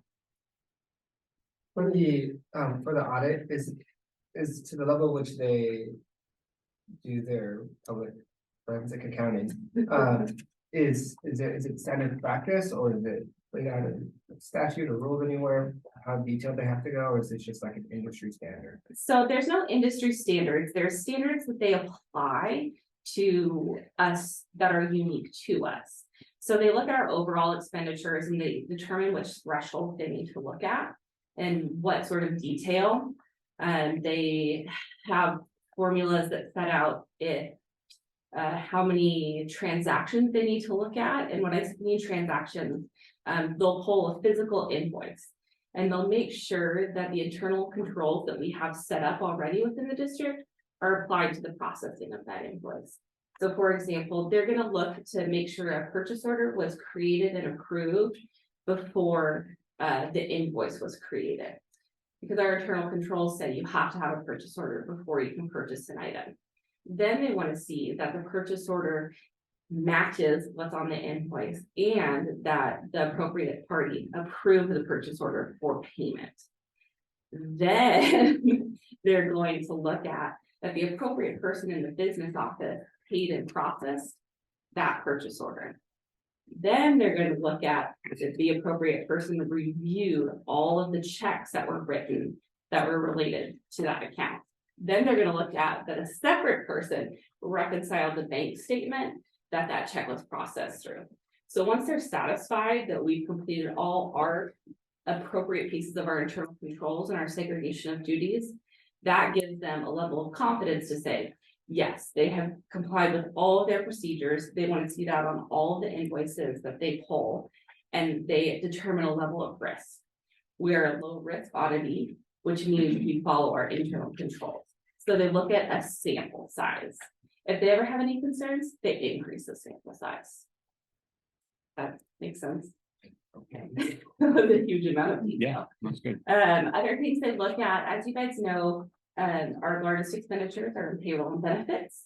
That is about 80% of our expenditures in the district. So they go to the point of pulling payroll records. They want to look at someone's I-9, which you have to complete when you're hired, because they want to make sure it's an actual person, not someone that's fictional that we've made up. They want to look at their timesheets. They want to look at their W-4s that they've completed. So they look through all of that detail again to make sure we're doing what we're supposed to and processing things how we're supposed to process them. So pages 7 and 9, this is where I implore you to look. This is going to be your most useful information here. And again, when you want to look at greater detail, in the monthly financial statement, or even in your budget notebook that you guys get, it breaks it down into even bigger detail there. Then, if you really want to get into the nitty-gritty of why we have to account for things the way we account for them, It's in the notes to the financial statements, and that starts on page 13.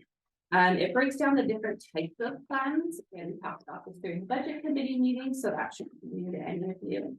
It breaks down what falls under different categories that you see on the financial statement.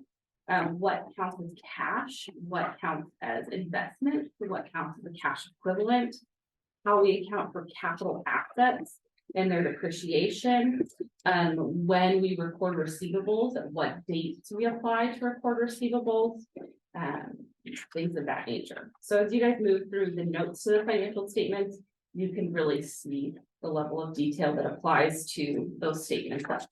And it kind of gives a bigger breakdown as to what things actually are. For example, on page 21, it breaks down what our cash is. There on page 24, it breaks down into a little more detail about our capital assets and the depreciation associated with that.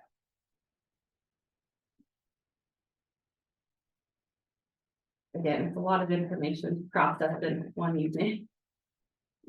But do you guys have any questions so far?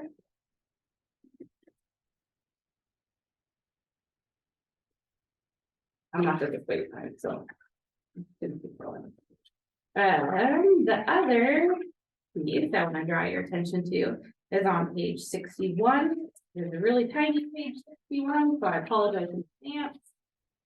This is what's called our schedule of expenditures of federal award, or CFAT is what we generally call it. This breaks down all of the federal and certain state revenue that we receive at the district. And these amounts kind of roll up into the financial statements and under the special revenue categories. So this ties to the amounts that we receive from ODE. They also do a reconciliation each year to tie the payments that they've given us to this statement here. So it's kind of interesting to see just the different breakdown of federal revenues we receive. We're only required to do federal revenue on here, but of course we have things like the student investment account, which is also a special revenue fund, but it's not laid out here. This is just federal awards. So if you want to look through just the different type of revenue we receive from the federal government, I feel like the statement's kind of interesting.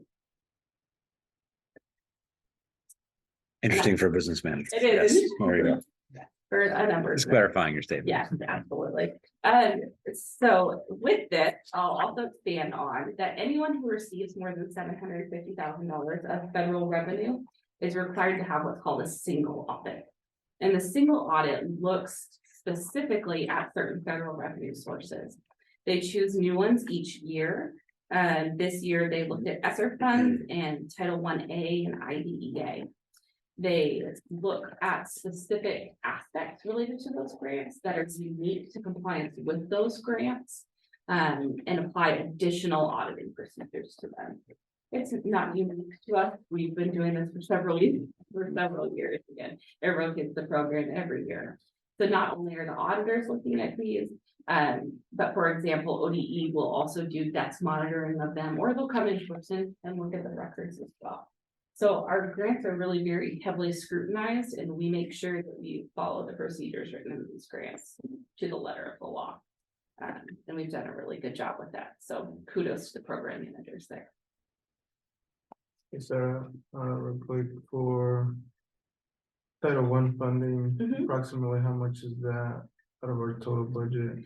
So so Title I, just the Title I-A grant is about 2.2 million. We have other things when you're looking in here that fall under Title I-A, but the Title I-A grant is about 2.2 million. So in comparison to our overall budget, it's quite small. So our general fund budget is closer to $80 million. So it's a very small portion. Oh, geez. I better talk faster.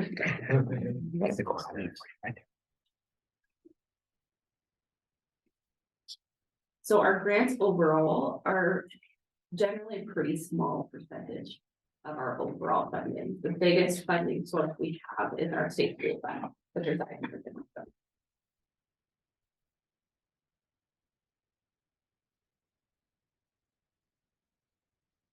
No other questions, presently.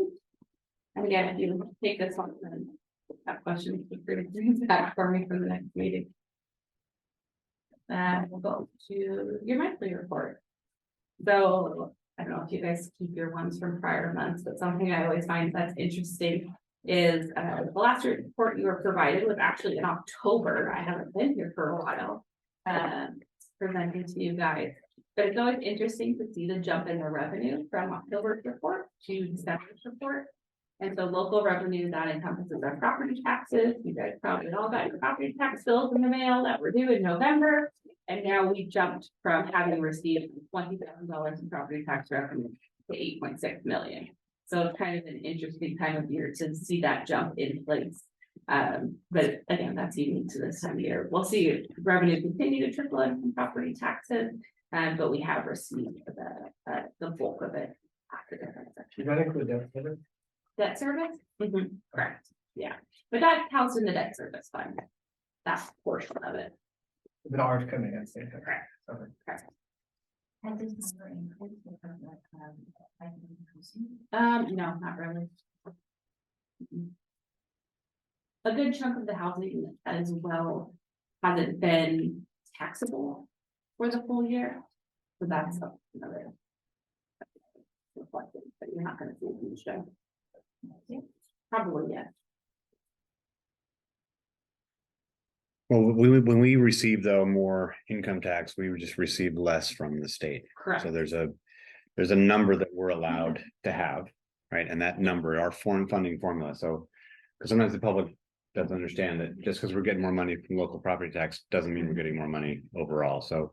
Correct. Thank you It's- for explaining that. Yeah, So we have to project for our state school fund what we anticipate receiving in property taxes. And it's an equalization thing. It's so the districts in very high property tax areas like Lake Oswego don't have a disproportionate amount of funding in comparison to lower property tax areas. So the amount we receive in property taxes directly comes off of the amount we receive in state school fund. So it's a wash. So say we have $50 million in state school fund and our taxes are $7 million, we will actually only receive $43 million in state school fund. If our taxes go down to $5 million, we'll now receive $45 million in state school fund because we'll get that same total regardless of what property taxes are. The total amount's gonna be the same. the total amount's based on a formula. So everybody has a formula and we'll go through that with when we do our budget thing. But Yeah. generally, we get this amount, we get this percentage of the pot of the state of Oregon. And then the difficulty is that number changes throughout the year Right. because students come and go. And then also our estimates. So we have an estimate of property tax. Beaverton does, Portland one. So as an example, a few years ago, well, I guess it was several years ago, because I've been around that long, but Portland made a significant kind of error in their estimation and it threw off the funding formulas for districts around the state. We had to close early. The whole thing was a little crazy. So it is a thing that we have to. This is part of why we have an ending fund balance, because there are times that we're going to have to give back to the state 400,000, 600,000, $1 million, whatever that looks like, not because we've done something wrong, but because we've taken in more property tax, which means we don't get as much of that coming in. So we have to budget on what we believe that's why we watch our enrollment and knowing what our students are, because that formula is based on ADMW, the weighted versions of and the different kinds. And we'll explain again in the budget meeting, but it's important to recognize that just because we get more local property tax does not mean we get more money as a district. So that it's all just equalized, and we're always in 3 years of budgeting at the same time. And that's the difficulty. We're reconciling last year, we're operating in this year, we're planning for next year. So sorry, but that was, Thank you. Yep. When you're looking at expenditures, again, this is where we expect expenditures to be at this time of year. As I mentioned before, payroll, salaries and benefits are our biggest expenditures, and we encumber for them at the beginning of the year. So that's why you see amounts that look like they're fully expended, because it's salaries and benefits are already encumbered in those areas. Sorry, I'm so. My wait time is terrible, so just interrupt me. But to like quickly go back to that point, Mhm. the only mechanisms to bring in additional dollars, because it's property taxes and state school funding formula, even out to be an operating levy and an education foundation. Are those the only two mechanisms? Additional students, additional ADMW. Mhm. Or additional amounts that are allocated from the state. So each biennium, the state sets the amount of the overall state school fund. So as that amount grows, which it has not grown significantly in the past years, that amount filters down to each district. So there's not a lot that we have direct influence over, besides an operating levy, that would really add anything to the district. And how many districts do you know off the top of your head? Oh gosh, I don't even know if I could guess, to be perfectly honest with you. Just curious how many districts across the state or communities across the state invest in an operating levy. Honestly, I don't Or know. communities or the other foundations where they've been on more. That's really districts. Yeah, usually foundations aren't huge impacts of school districts. They do provide some support, not in the same manner as an operating levy would. There's a lot of things to consider when you look at an operating levy. A lot of it is taxing rate of other entities within the taxing district and how that would impact compression of our current rates as well. So there's a lot that kind of feeds into that. So really, it sounds like we really want, like our state government to invest. Yes, please. Yes. Yeah. Well, every 100 million that they add to it is about 1 million Yeah. to us, right? So when we see those numbers and they're arguing right now, and they start low, they always start low, and we're always trying to drive them high. But just for rollover, we're talking about 10.3. Is that what we want to be at? 10.5, 10.3. So we want to be at 10.3 billion. They're currently about 9.8 or something. But every time that point something changes, every time it's 100 million, it's $1 million difference.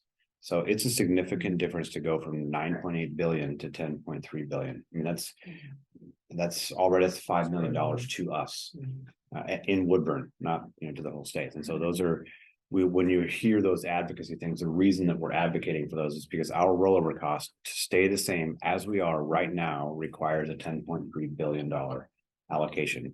And right now we're at 9.8. So we always do this jockeying every 2 years. It's the same conversation, but if it doesn't go to that 10.3, then we have to consider we're $1 million less or 2 million less or 3 million less than we thought we were going into it. And so and you've heard about state revenue and the changes and the downturns and things like that. So we have to be aware of what that looks like. And that's why those numbers matter. So it's an easy way for us to calculate, just because of the size of our district, it works out well that every 100 million is $1 million to us, more or less, because there are 197 school districts in Oregon, but many of them are very small. And so we're in that medium size range. And so it equates to about $1 million, and it matters. So every one of those percentage points is a big deal. It absolutely does. And when you hear news in the state economy about, oh, the economy's done great this last quarter and all the projections look great, it has zero impact on our state school fund. Once it's set for the biennium, that's what we get. Period. End of story.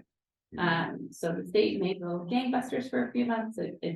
We get the same amount of state school fund. So once that amount's set, that's what we have to operate under. So who advocates do you have for? OSBA, OASBO, COSA, many organizations. Yeah. Yeah. OEA, OEA, OCA. correct. Yep. Yeah, I do have a question on page 32. It says, amount reimbursed by the WEA for research. Oh, yes. So they have, they bargained for a certain amount of president release time. So at the end of the year, they reimburse the district for the time that's spent during their president release time. We just have captured that in one specific function. And then they reimburse that to us at the end of the year. Oh, okay. Right. It's percentage of the time that the president's not teaching in a class. So then they reimburse us for that percentage of time. Yeah.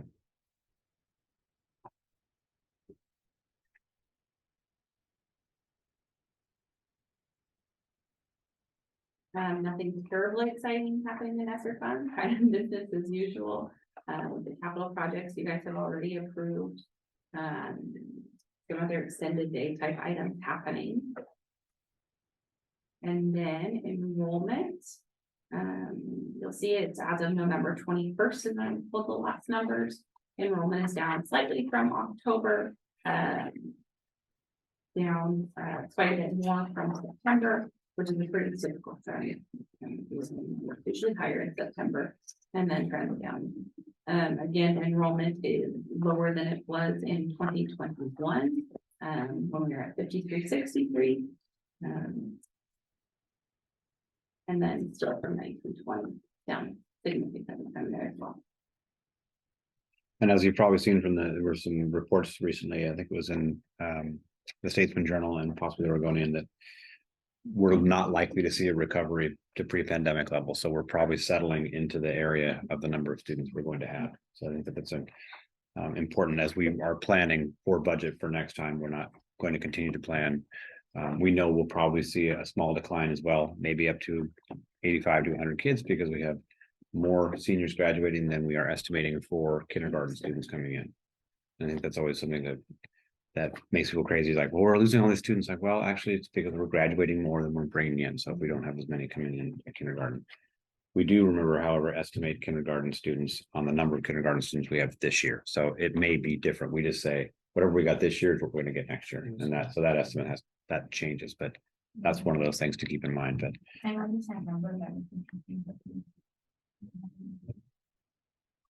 not off the top of my head. No, Yeah. not off the top of my head. No, it's in the 300 range. It hasn't been 400 for quite some time. Yeah.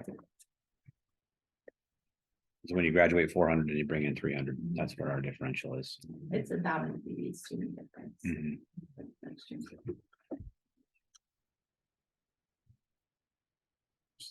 Yeah, so that's just critical for our budgeting as we go into the budgeting thing, that we're not going to continue to hope and plan for the 5,600 number to come back. We're settled out at a 5,200 range, 53. So or actually 51 something. Sorry, looking at your numbers. Seems like that we've had enrollment growth at the secondary level, Mhm. 9th to 12th grade. We do that now that enrollment's gonna be kind of flattening out. And then I guess just another concern. And this, we see enrollment numbers growth at that, but that's not necessarily new students. So a big bubble has gone through where they've moved from 6th, 7th, and 8th grade, and now they're filtering into the high school. So it's that bubble moving through. It's not necessarily new students enrolling at high school from, say, another district. Mhm. So you go from like a preschools to preschool. So does that mean preschool numbers have increased or have they? Preschool numbers are not reflected here because it's not a component of our state school fund. So I'm presenting mainly what affects our state school fund.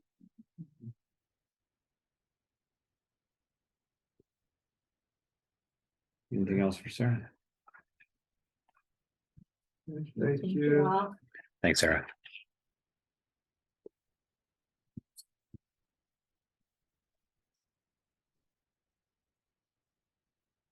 Next, we have a report from Woodburn Arthur Academy. Yes.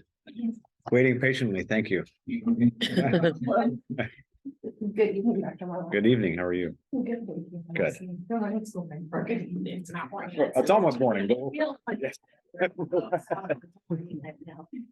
My name is Lucia Soraya and I am principal over at Woodburn Arthur Academy. It's an honor to be here tonight. Dr. Marla, it has been an honor to get to work with your staff here in Woodburn, and they have been amazing. Every time I've reached out to anybody on their staff, they've been so kind and just so very helpful, and I'm so appreciative about that. Thank you. Absolutely.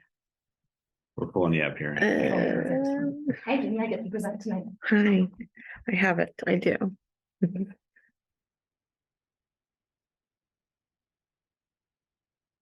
Sorry. I should have had you up already. Supposed to be at the front of the room. You kept inviting me down here. I know, but nobody wanted to sit in Nobody front. wanted to So, sit there. yeah. It's a perfectly good spot. Yeah.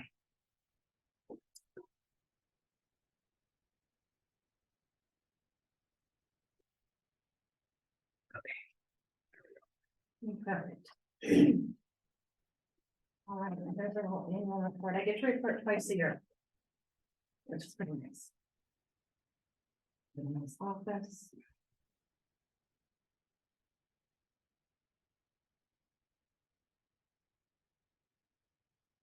All right, there we go. There's our little campus. Sorry. You're fine. All right, who we are? Well, we are definitely a highly successful public charter school. We're sponsored by you folks here at Woodburn School District. We do have a mission statement, which is every single student, regardless of ethnicity, parental income, or culture, or native language, will become a fluent reader and will master the academic and intellectual skills necessary to succeed at the next level of schooling. We love taking in those kiddos that are your kiddos too from Woodburn School District. We love getting them up to grade level and we love shooting them out to you come sixth grade right at grade level. That is always our goal in reading, math, science, all those good things. We do have a student motto, which is pay attention, work hard, get smart, and be proud. Our core values are super important to our staff. Every staff member has core values posted up in their room or in their area. And our core values are our school community is a place where students, staff, and families are valued and respected.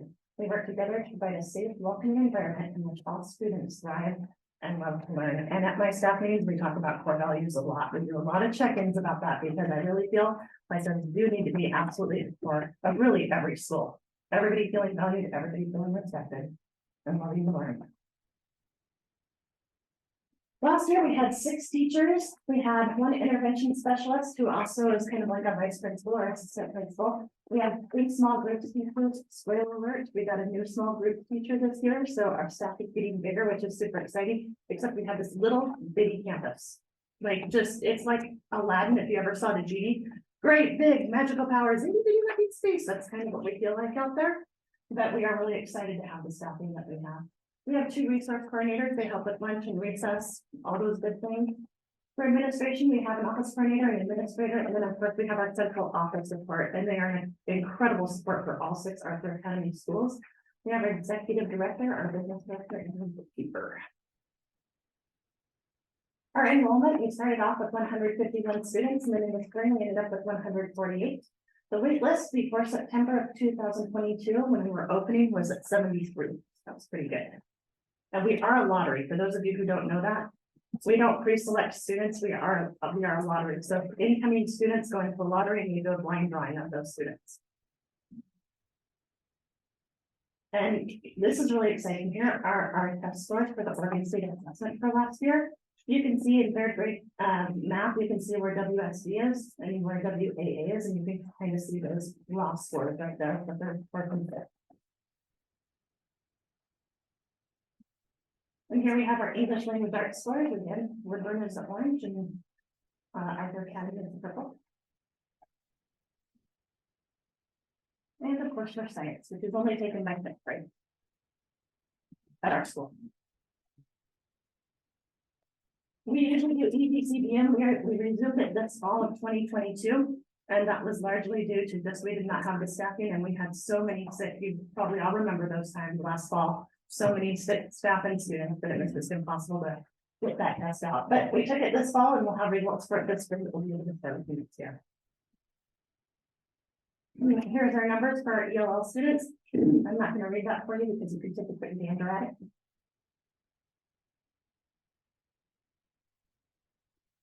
And here's the breakdown by grade level for our ELLs. This year, just kind of as a side note, this year we do have a teacher who is helping us more with ELL than any support we've ever received before. And so she's really pulling those kiddos and really helping them with that, just that extra core knowledge and that background knowledge that they need in order to be really successful. And our curriculum provides a lot of that. But it's really nice to having the extra support we have. So that spoiler alert I gave you about that new staff member, that's a lot of what she's doing right now for us. Can you break down the data for ELL students similar to how you did it for the statewide assessments? I haven't in the past, but I can definitely get you that data. Yeah, if you'd like me to follow up with you, I'd be happy to. Okay, yeah, sure. The number of I don't, it stayed very steady at our school over the past 2-3 years. And keep in mind, this is just my 2nd year here. But what I have seen, looking at Mr. Iser's reports and my reports, we've stayed very steady. Yeah. Currently, we do have lots of technology. We have about 145 students and we have about 158 Chromebooks. This means that even if a couple Chromebooks get broken, we're still good. That feels good to have those extras. One question on the language. Yeah. Is there English only there, or do you also support other languages? Oh, we do support. Absolutely, yeah. We have Russian communities and we have Hispanic, Latinx. We have a little bit of everything at our school, just like you. Our school is a perfect representation of any of your schools as far as yellow. Or like record instruction and. There's not necessarily that instruction. We focus primarily on English because that's our charter and that's what we do. But we have extra help for our ELL learners who are coming in, especially if they are ELL only. Right now, we have 3 families who are coming in and they came in this year with basically 0 English. Their parents don't speak English. Their parents wouldn't want them at our school because they want them to focus. They want their children to focus on English instruction and they want to teach their language at home. And so we kind of have a little bit different thing going on there than like an immersion program would have. So then what we have to do is we have to fill that gap for those kiddos at school. And that's what we're working on really, really hard, of course, because we want to service these kiddos as best we can. Any other questions on that? No, thank you. We did a parent survey in the spring of 2002. We had about 74% of families on this one who participated.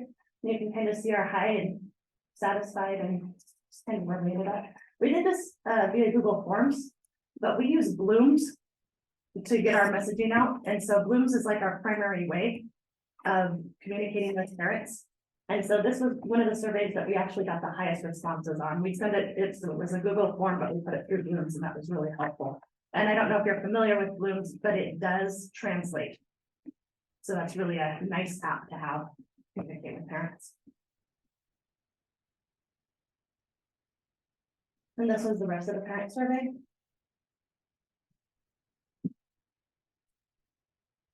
We had a couple students who weren't going to return because they were moving away from Oregon. Otherwise, I think that probably would have been closer to about 96%. So, and then at the end of last year, I know I mentioned to you that we were choosing a mascot and we did end up choosing Ta-da! the Panthers, and we're purple and black still, and it's super exciting. So there's some of our kiddos and their cute little t-shirts that are purple and black with that cute little purple Panther logo. It has been impossible to find a mascot costume, so if any of you ever happen to stumble across one, let me know. So that is my presentation for this evening. What questions do you have for me? For students who attend Arthur, are they mostly Woodburn residents? Most of them are. I could get you an exact number on that as well. But I would say that we have some from Salem, we have some from North Salem, a couple from South Salem, and then we have 1 or 2 from Canby. But most, like 90% are going to be right here from Woodburn. I'm just curious, the slides you presented on page 37, it shows. Yeah, do you want those? No, it's here. Okay. I'm just curious, any thoughts around why it is? Why what? Why the results are the way that they are? Some of that is our curriculum because we are direct instruction. So it's very different than what you would see in your schools. Every student is orally responding to every question the teacher asks instead of raising hands. And we expect that students will respond to the teacher. So for instance, in first grade, you would hear a teacher say, what's 21 plus 10? Get ready. And on the signal, they say 31. And if students aren't saying it, then we as teachers are kind of going by that kiddo pretty quickly here and like, okay, what's 21 plus 10? If they don't know, like, it's okay, we'll come back to it. Then we go back to them, we make sure they have that skill. So direct instruction is just kind of a different curriculum. And if they all start in kindergarten, they have the exact same this background knowledge because the program just builds on itself and it's the same program all the way through 5th grade. And so there, nobody can really be left behind because it's the same stuff. There are big gaps in direct instruction that you sometimes see in some of the elementary schools where you have 4 3rd grade classrooms going into 4 4th grade classrooms and all the kids are being mixed up. And maybe this classroom spent a lot of time on multiplication and not very much on division. And then you get this mix match of skills and holes and gaps, and we don't have that. And so it's really nice to not have to fill that. I've worked in what we call neighborhood public schools for 15 years. And when I came to this place, like, that's how you get rid of the gaps. That's how you do that. Oh. Because it's really hard as a teacher to constantly doing all these interventions. And what's your class size? Our class size is, let's see here, we have 30 in kinder, we have 29 in first grade, we have second grade, we are pretty full in there, actually 24 in second. Third grade, we have a full 30. Fourth grade, we have 24, and fifth grade, we have 18. Absolutely. So 30 can, yeah, between two teachers. Well, again, we do things a little bit differently, and thank you for asking that. We have small groups teachers, and that's that slide back there with the small group teachers. We had 3 of them last year. This year we have 4. So we have 3 reading groups for kindergarten. Right now, we're running 2 language groups for kindergarten and 2 math groups for kindergarten. So it's between 3 and 2 teachers for kindergarten, and it's based by their ability level. And we even have 2 different programs that we're putting them into for the curriculum to challenge those higher kids and to help those middle of the line kids just keep moving up. Yeah. So the kinders are in different groups? They're in one classroom and then they get pulled out for groups, yeah. So when are they ever together? Oh, they're together most of the day. It's just for reading and math and a little bit of language. And so we do the language instruction for about 60 minutes. And so they're pulled out for that 60 minutes. And then they go back into their class to do what's called their independent work or their paperwork together. And same with math. And then they're together for everything from science to social studies to health to PE, all the rest of it they're together for. But 2 different teachers? Those 3 small groups teachers teach not just kindergarten, they run around teaching first grade, second grade, fifth grade where needed. So if we have 4 new 4th graders who haven't really gotten the reading instruction from another school, then our small groups teacher will step in and help them during another time of the day. I guess my question is that kindergarten teacher. She teach those 30 kiddos. Oh, yeah. By themselves. Oh, yeah. Oh, yeah. And she's very good. Because we have. About 18 to 22, yeah. Oh, yeah, no, those kiddos listen to her, they will do anything for her, all 30 of them. She has no problem, they stand in line beautifully, they go to recess, they're happy, she's happy. She's a very good teacher. Yeah. Any other questions for me? One last question. So once they reach 5th grade, and they goes up to 5th grade, what are the most students? Most of them go to Valor. A lot of them go to Valor. Most of them stay right here in Woodburn. Very few of them don't. A few of them go to St. Luke's. I will say that, but most of them stay right here in Woodburn. I actually ran these numbers at the end of the year last year, and it was like 87% and it's right here in Woodburn. And then the couple from Salem that we always get end up in Salem, and a couple end up at St. Luke's.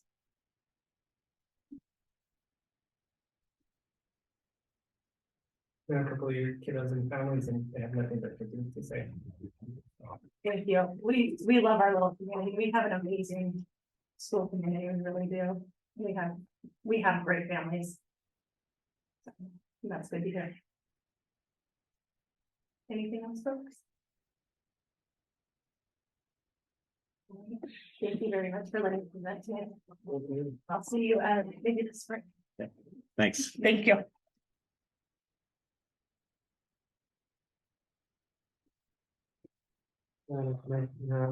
Few confirmation items, we can take some time to review those.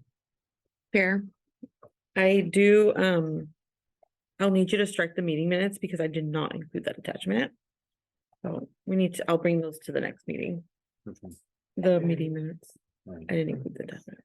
That'll be 2 through 5. On the next. Yes. So we need to vote on that.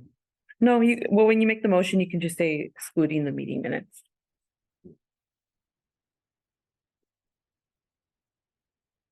I have a question, Joe. I noticed that for hiring, there's some funding for masters. So it shows that when it's. Can you share a bit? So the teacher online temporary. And that will end this year. Does that mean we will no longer have online No, when we often will hire temporary teachers, depending upon when in the year we hire them, and then we repost at the end of the year to do it again. It's saying ESER, because that's the funding source, so this person is temporary through that time period, and then we would post again. It also depends on how many students are in the online program. So because we brought somebody else on to handle the load, but if we have fewer students, or if we have more students, then we would hire them in that way. So this is this particular person was hired in November, along with the one right above that, also hired in November, and they're temporary through 2024. Because that's the end of that ESSER fund. But that's different because they're not working, with groups of students that change. So if it gets posted again, is it, would it come out of the same funding? It could, or it could come out of another fund. Yeah, it was selected to come out of ESSER 3 at this time, but So then we still continue offering the online Mhm. yeah, we'll still continue to offer, and then we're making some changes to consolidate to the one platform. We have two platforms, we're gonna go to one. And that's being housed now at Success. And they're managing, no, they're managing the program online, and we have some students who do come in to receive help as well. Yeah. And then can we also share a little bit about the item right above it, the also as one filing? Which ends, with 2024. Mhm. I mean, I think I know what it means. So, the grow your own. Correct. Control leadership, is that working with Mhm. Right, so she's doing there, she's as a two-part job. One of them is the grow your own program coordination. And that is everything from getting our students interested in education and actually at some point coming into education, becoming teachers. That's coordinating it with, we have a local branch of Pacific University, Temecula here in town. And working with other school districts to actually try to get more folks in. You heard earlier tonight, we have one of our staff members who is an educational assistant working for becoming a teacher. And also then working with our staff members that we have to also grow your own administrators. So we've not had a coordinated program of that kind of a thing. In the past, if I had been informed that we had lost people along the way because we didn't have some coordination around bringing people in, getting them trained, getting them coached, and then getting them positioned in the district. One of the big shifts that has happened post-pandemic is that people prefer to work closer to home if they can, and so some of the folks who've lost have gone other places because they live closer. So that's part of the work. The other part of the work is that she is a leadership coach for our school administrators. So she works with each one of them. Sometimes she subs when people are out. As you saw tonight, we had two new teams. Several of them are new administrators or, new to the position entirely. And so she works with all of our principals and assistant principals on coaching. She's non-evaluative, so they're all still supervised by Juan, who does all the school improvement and things like that with them. She is particularly there, and we've just, as I said before, funded it through ESSER to the end of this ESSER 3 through 2024 as a way to get our folks on board and trained and coached up. So. And what would be the plan? Well, we'll evaluate the progress partway through. I mean, obviously at the end of this year through evaluation, but also through the next year to see if that's something we should continue. We do have mentor programs and other supports for our educators, and we don't often do that for our administrators. We give them the key and say, "There's your building, and we'll see you later. Good luck." And we obviously want to hire the best things we can, but it is also nice to be able to provide a coach. And so we'll see if that's something that fits within our budget after the end of ESSER 3. And some of these things we'll have to make hard choices on. Again, we talked about enrollment earlier. So that'll be part of the evaluation of whether we continue that or we do something else. Yeah.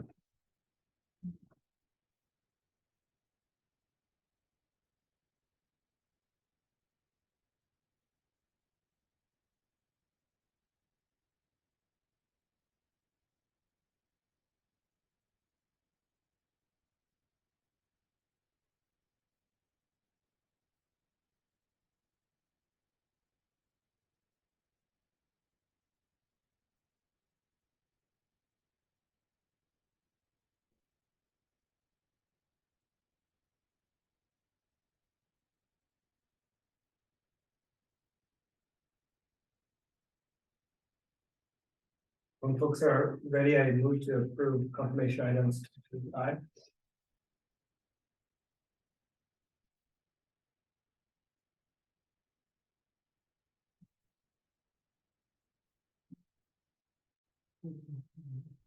Any further discussion? No? Alright, so all those in favor say aye. Aye. Aye. Item so been confirmed. Moving on to board action items, there is no old business. We have a couple new, handful of new business items, so number one. And I'll invite Casey Woolley to the table as well to fill in your background information. About this attorney, so we've got some capital projects with which this person has been working with the district for a long time.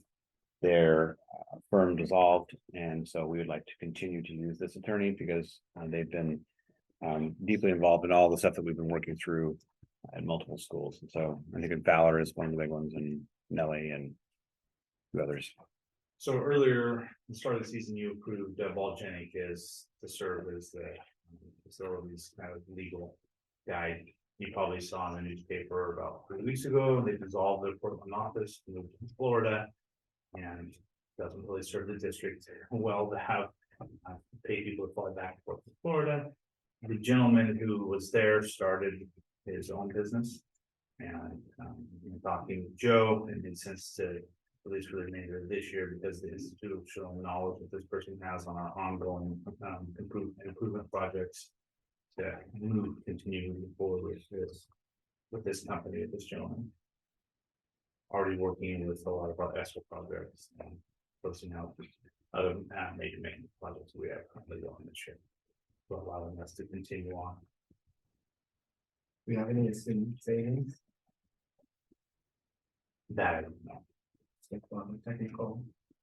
Well, I mean, we would have the assumed savings in that anybody that, if we were to bring on anybody else, we would have to have numerous meetings with them on every project to review plans, agreements, previous statements, the body of work that the previous lawyers had already created. By going to this lawyer, yes, already has access since he's written the letters, sat in the meetings, went through everything from meeting with contractors, architects. So it would be what I would consider pretty substantial. If you've ever dealt with a lawyer and what we paid them an hour, could be quite substantial in order to not have to need to get them caught up on all those projects. Well, there is a lot of savings, and we got lucky.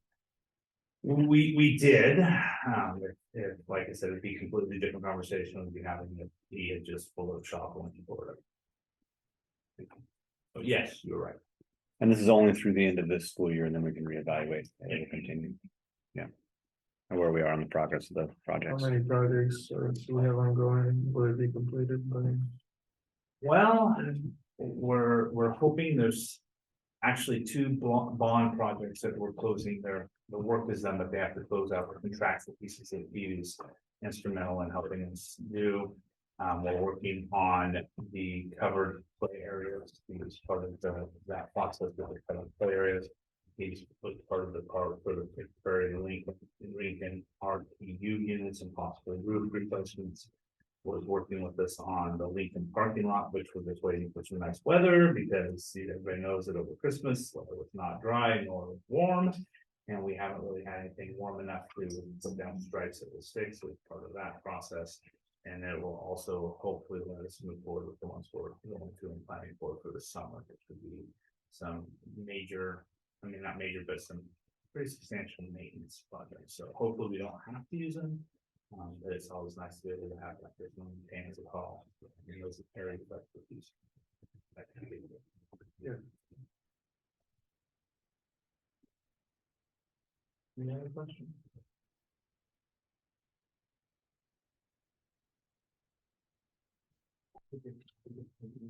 Thanks, guys. This is action item. Yes, please. I move to approve item 6.2.1, recommendation to appoint new legal counsel. Moved and seconded, any further discussion? I like that we're able to retain some internal knowledge in the process. All right, all those in favor, say aye. Aye. Motion is passed. Up next, item number 2. Recommendation to adopt resolution 23-0002023 through 2023 through 2025. Local service plan. All right, so this is the local service plan from the Willamette ESD. We are not a full member of them at this point, but we do purchase several services from them. And we're in conversations around whether we become a full component district, but they do have to put this out to all the districts who are in the area that they serve. These are the services they provide. We do buy back several of the services from them. ESDs, for those of you who've not worked with them before, they're a shared service model. So there are some things that we get from them that of smaller districts, you know, we're not a Salem Kaiser, so we don't necessarily have the size to be able to do some of those things. And then other parts of it, you know, we may not use, the other smaller districts we use. The WCA is one of those services that we obviously buy back from, because that's they run the Willamette Career Academy. And then they do some other services for us as well. So they ask that, and they work with, so before they develop this thing, they actually meet individually with directors at every school district within their region. Talk about what services they're working with, and they're not working with, they're interested in doing it. They develop a local service plan. After they work through all of those, and then the superintendent, and then they bring it to school boards for your adoption if you feel, and this is a, you know, it's a pretty good list. Again, EFU provide services that we can't always provide ourselves. And it's important for us to continue to support them. If there are any questions about their local service plan, this is the small version. Of course, they have the multi-page version, but this is the overview of all the services they provide. What does it mean to be? Well, it's more, it's actually more around how the funding works, right? So there was a law, and I don't remember what year it was. I'm going to say it was about probably 2010 through 2012. There was a time where the Oregon legislature made a change in the funding and the requirements of ESDs. The district could opt out of the ESD, and then that money that would normally be apportioned to the ESD from that district would flow through to the district. And so some districts looked at that pulling out, some decided to stay in. At that time, Woodburn, I think, decided to pull out, because at that point it made more financial sense for them to just buy back the services that they wanted and not the rest of them. We've been in conversation with them about what we're actually spending on the flow through dollars and what it would look like to be a full member, a voting member, if you will. I'm not sure what the differential is, but we actually will sit, and I'll be taking Sarah with me. We'll sit down with her business manager and look through the costs and things that we're purchasing. So essentially we would get all the stuff for free, but not really, because it's still the portion of money. So it's more about how does it work through, and then being a full-fledged member means you're a voting member. Again, we purchase certain services because it makes more sense for us to do that. Right.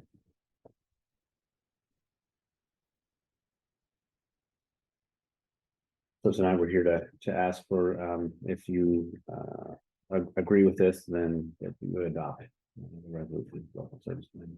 I don't want to get into the weeds, but I would love to learn more about their cybersecurity audits. At the OSBA level, we've heard several times about cybersecurity is rising to the top issues districts across the state and the country are facing. And as someone who is a layperson in computer and cybersecurity, you know, what's going on? What does a cybersecurity audit mean? Sure. What does it mean to have? How does it affect our insurance? Is there any cybersecurity insurance going on?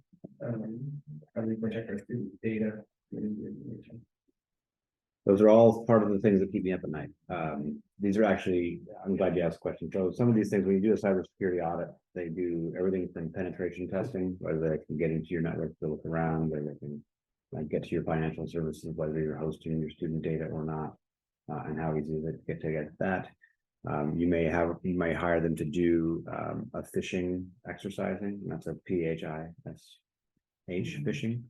And they'll do a thing where they'll actually fish your employees, and then you use it as a way to say, okay, so here's the lesson. It's not a punishment. It's like, just click on me. You know, and it's easy to see the sophistication of those attacks is becoming much greater. They'll go for what they call whaling, which they'll go for a much larger fish. So they'll try to, in fact, this year we've had at least two employees that I know of who have gotten a text message from me, not from my number, but from a number saying, hey, I need you to buy some gift cards for me, and I'll, you know, I'll make sure you get reimbursed and make sure I get them right away. And like, okay, I don't need gift cards, but thank you. And did you get one? Yeah. Oh yeah. So those are coming either from. That's so crazy. Juan, are you buying gift cards? Guilty. Sarah? But those kinds of simple attacks, I mean, if you're not paying attention, right, or if you don't know what my number is, and like, okay, well, but you know, the boss said I should do. So we're working on, so that's the kind of things they would do, but they'll do a full audit of, you know, what kind of things can they get into, and, you know, the challenge is that they have lots of time and lots of expertise, unlike school districts that don't have as much time and expertise. So when you have an ESD or a larger organization doing with some of those work for you, that's helpful. We do as much as we can to secure it, but we're also trying to keep the lights on and making sure that people are getting to the websites they need to, and the computer is working and all those things. And so, you know, we have some new folks on board, very strong, and you know, with backups and all the rest of those things, but you know, we can only do so much. And so part of that is, that's what the kind of thing they would do. That's certainly penetration testing, phishing, things like that. Yeah. So we purchase these services as needed. Correct. Yeah. So where it says here, no cost to districts, is that just as I remember? Right.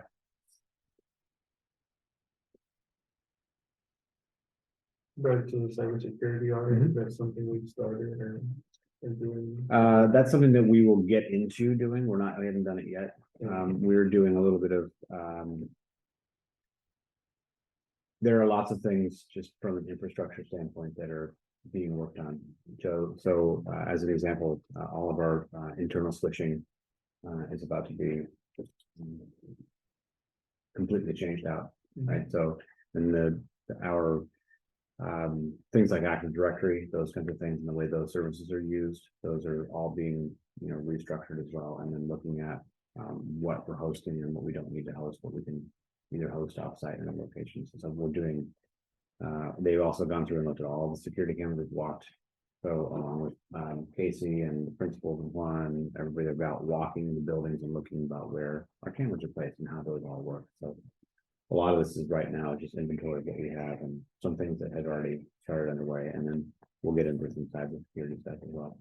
And we're working on the two-factor authentication is something we're trying to put together as well, which is always fun because it's less convenient. You know, it's with the balance between convenience and protection, and you know, how do we do those things? But right now we have a few new folks on board in the technology team, and they're just trying to make sure that we know what we have, and then where we have to make some changes and some fixes, and then yeah, we have to get toward this. We'll have to do some training, and sometimes it's unpleasant to, you know, get busted in the phishing training.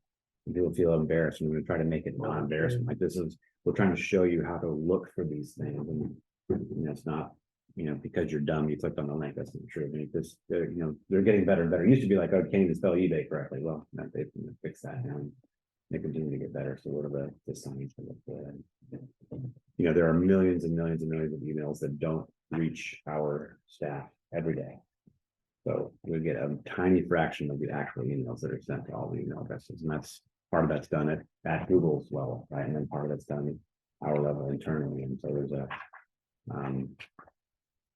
it's just a barrage of stuff coming in. So, but yeah, we'll have to get to doing this kind of things. We're really going to have to continue to be vigilant and protect as well as we can.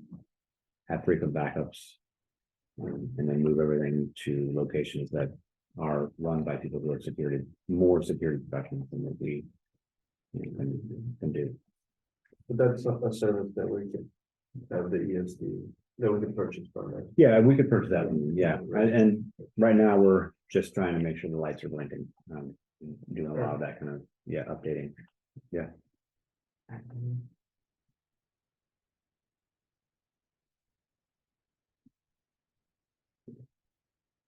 move to adopt resolution 2023 local service plan. Second. Moved and seconded, any other discussion? Yeah, all right, so all those in favor say aye. Aye. Resolution has been adopted. Yeah. Yes, I know, really, 4 minutes. All right, I'm gonna read word for word every single policy. Everybody relax. No. So for those who are new to policy review, in the past and generally in Woodburn, this is how we get them. First of all, remember that we do pay for a service through Oregon School Board Association, where they will update our policy based upon changes in the law or other recommendations from their attorneys. And we're not going to go through them all tonight. What I'm going to do is going to give you a key on how to get through some of these because it is a lot and can be overwhelming. This is just every quarter we get this many changes and it's quite a bit. Fortunately, I think it's probably a good idea. We didn't put in the January ones. We haven't gotten them yet, right? So this next quarter. So if you will look at the page, which I believe is 57 of your packet, it says policy update. It's that very first one.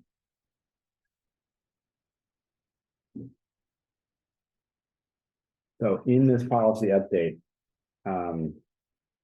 first of all, it's going to list them all. And here are the keys to know what they are. So if it says highly recommended, it means we don't currently have the policy. And the policy page itself will have a big proposed right down in the diagonal on it, which means it does not currently exist in our thing. So I will give you an example of that.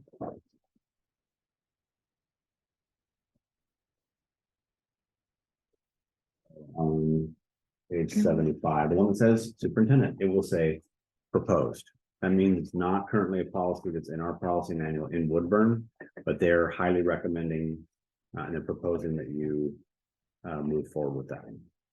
Okay. So the process is that we give them to you on a first read, and then we would not bring them back for a second read and possible adoption until the next business meeting, which is a month away.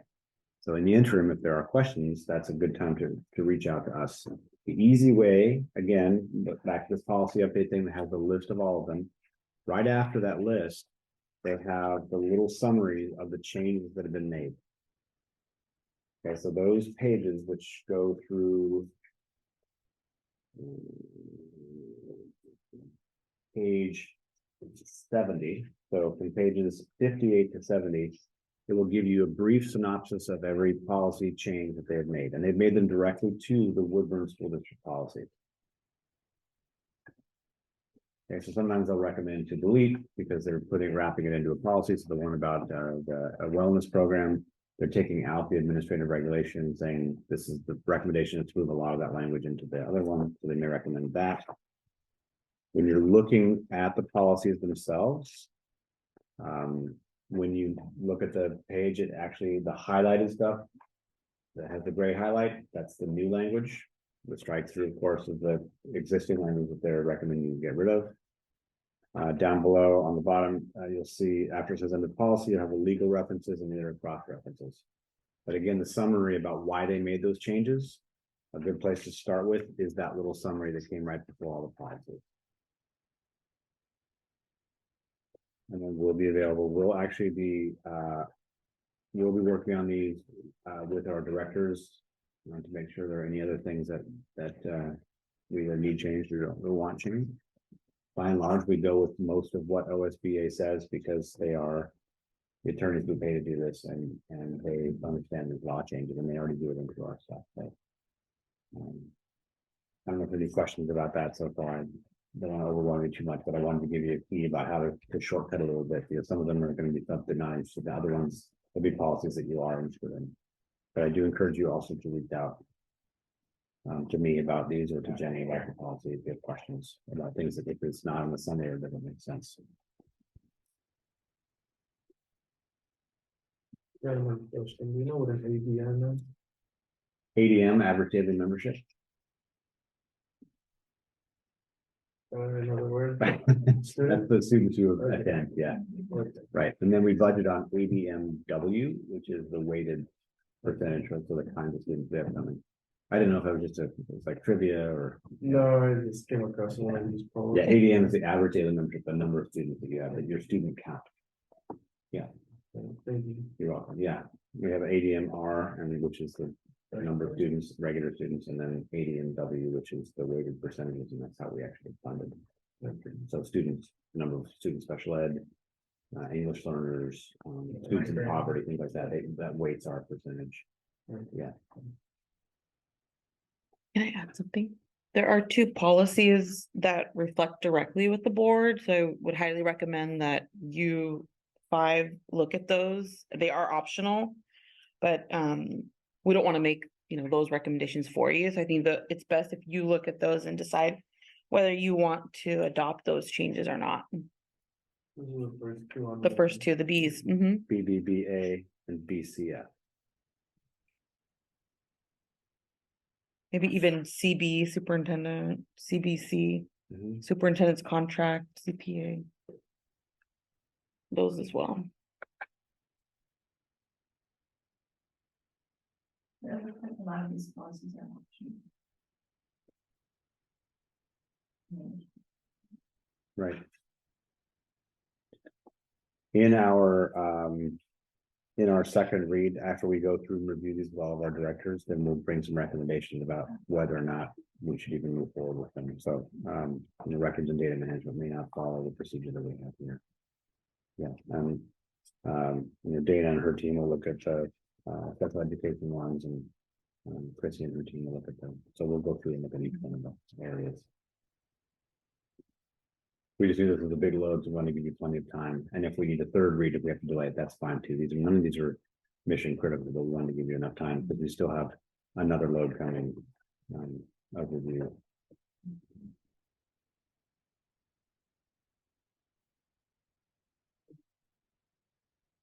So no action required on this, just wanted to understand how to get through them, because there's a lot to get through, but focusing on that summary part is a good way to first of all, see the piques your interest or generated by additional questions.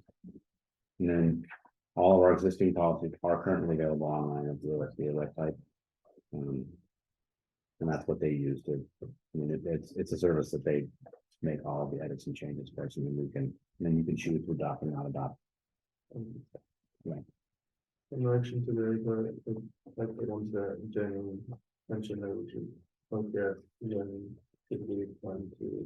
we'll do it at the next, which is February 28th, I think is our next meeting, our next business meeting.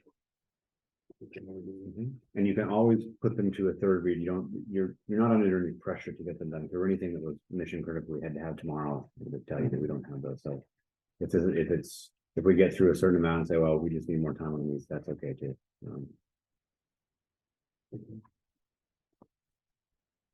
Remember again to highlight it, is that what we're adding?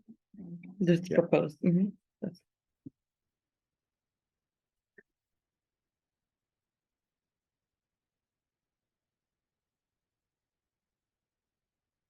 anything else on that one? All right, up next is the policy first reading, dual language instruction. Right, and this is one that we're still waiting for a code and also for OSBA to review. One of the things that we've heard from staff is the importance of protecting our dual language programs.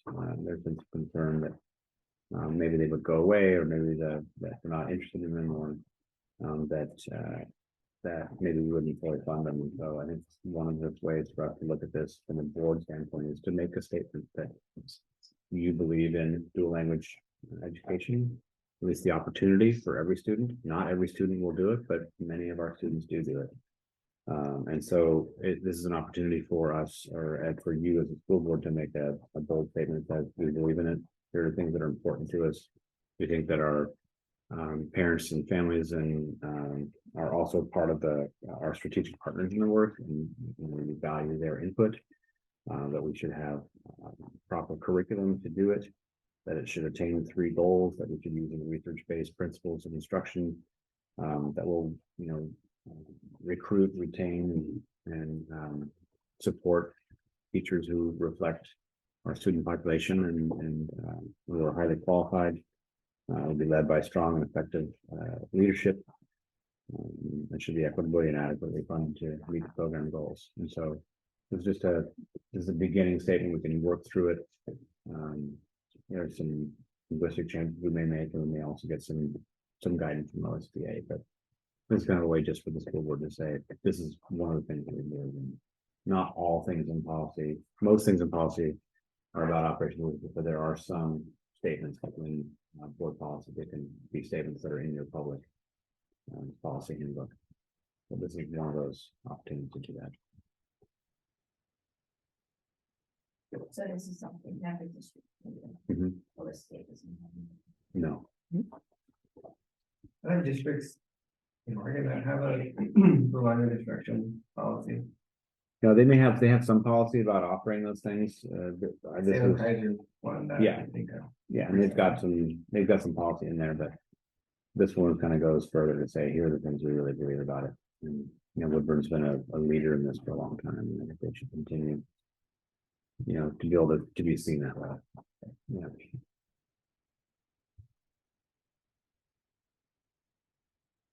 And that's it for that.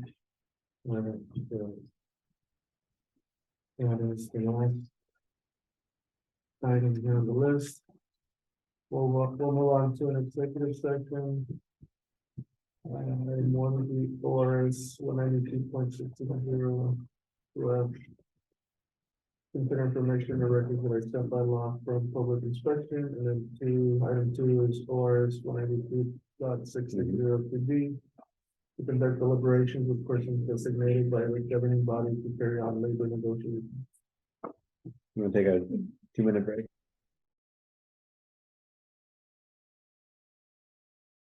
Okay, absolutely.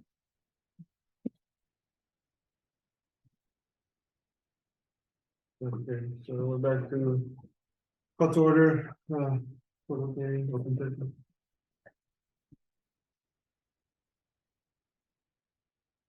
Is there a motion to overturn the superintendent's decision regarding item one discussed in executive session? I move to overturn superintendent's decision in item one discussed in executive session. I second. Moved and seconded. Further discussion? Okay, all those in favor say aye. Aye. Motion has passed, and superintendent's decision has been overturned. Thank you. Okay, so we will now go to the board calendar. There's no future agenda items. Actually, for future agenda items, and one thing that we've talked about numerous times is getting a student voice on the board, and currently we don't have a student representative. And I think a student representative would have to come through formally with the board, some type of for policy, so you didn't see the representative onto the board. We not know the student, but I should have a city voice on the board to talk about their lived experience or their experience. Doesn't have to be student, but it would be nice to see what a board policy would look like to have a student representative on the board. I went that it's not like a reporting of what things was like updates, the actual. Like opinion of what it is, especially policy things, Mhm. again, to get their like view.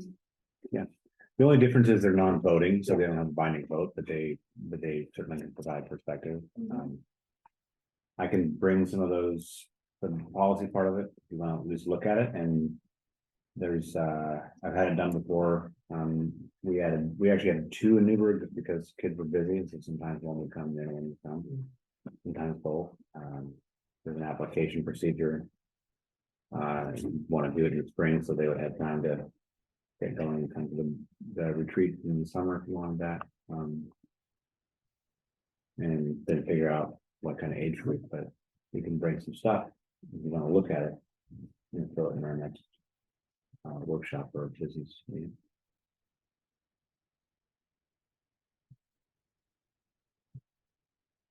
How about I just get some stuff together and throw it on there, and then you can decide whether you don't have to move forward on it, but We would look at it Any other? I put that down. on my to-do. Okay, so upcoming meetings, February 7th, work session. Have a regular board meeting on the 28th and then another regular meeting, March 14th. I think that's the end of our agenda for today. So, can adjourn. Yeah, right. Oh, yeah.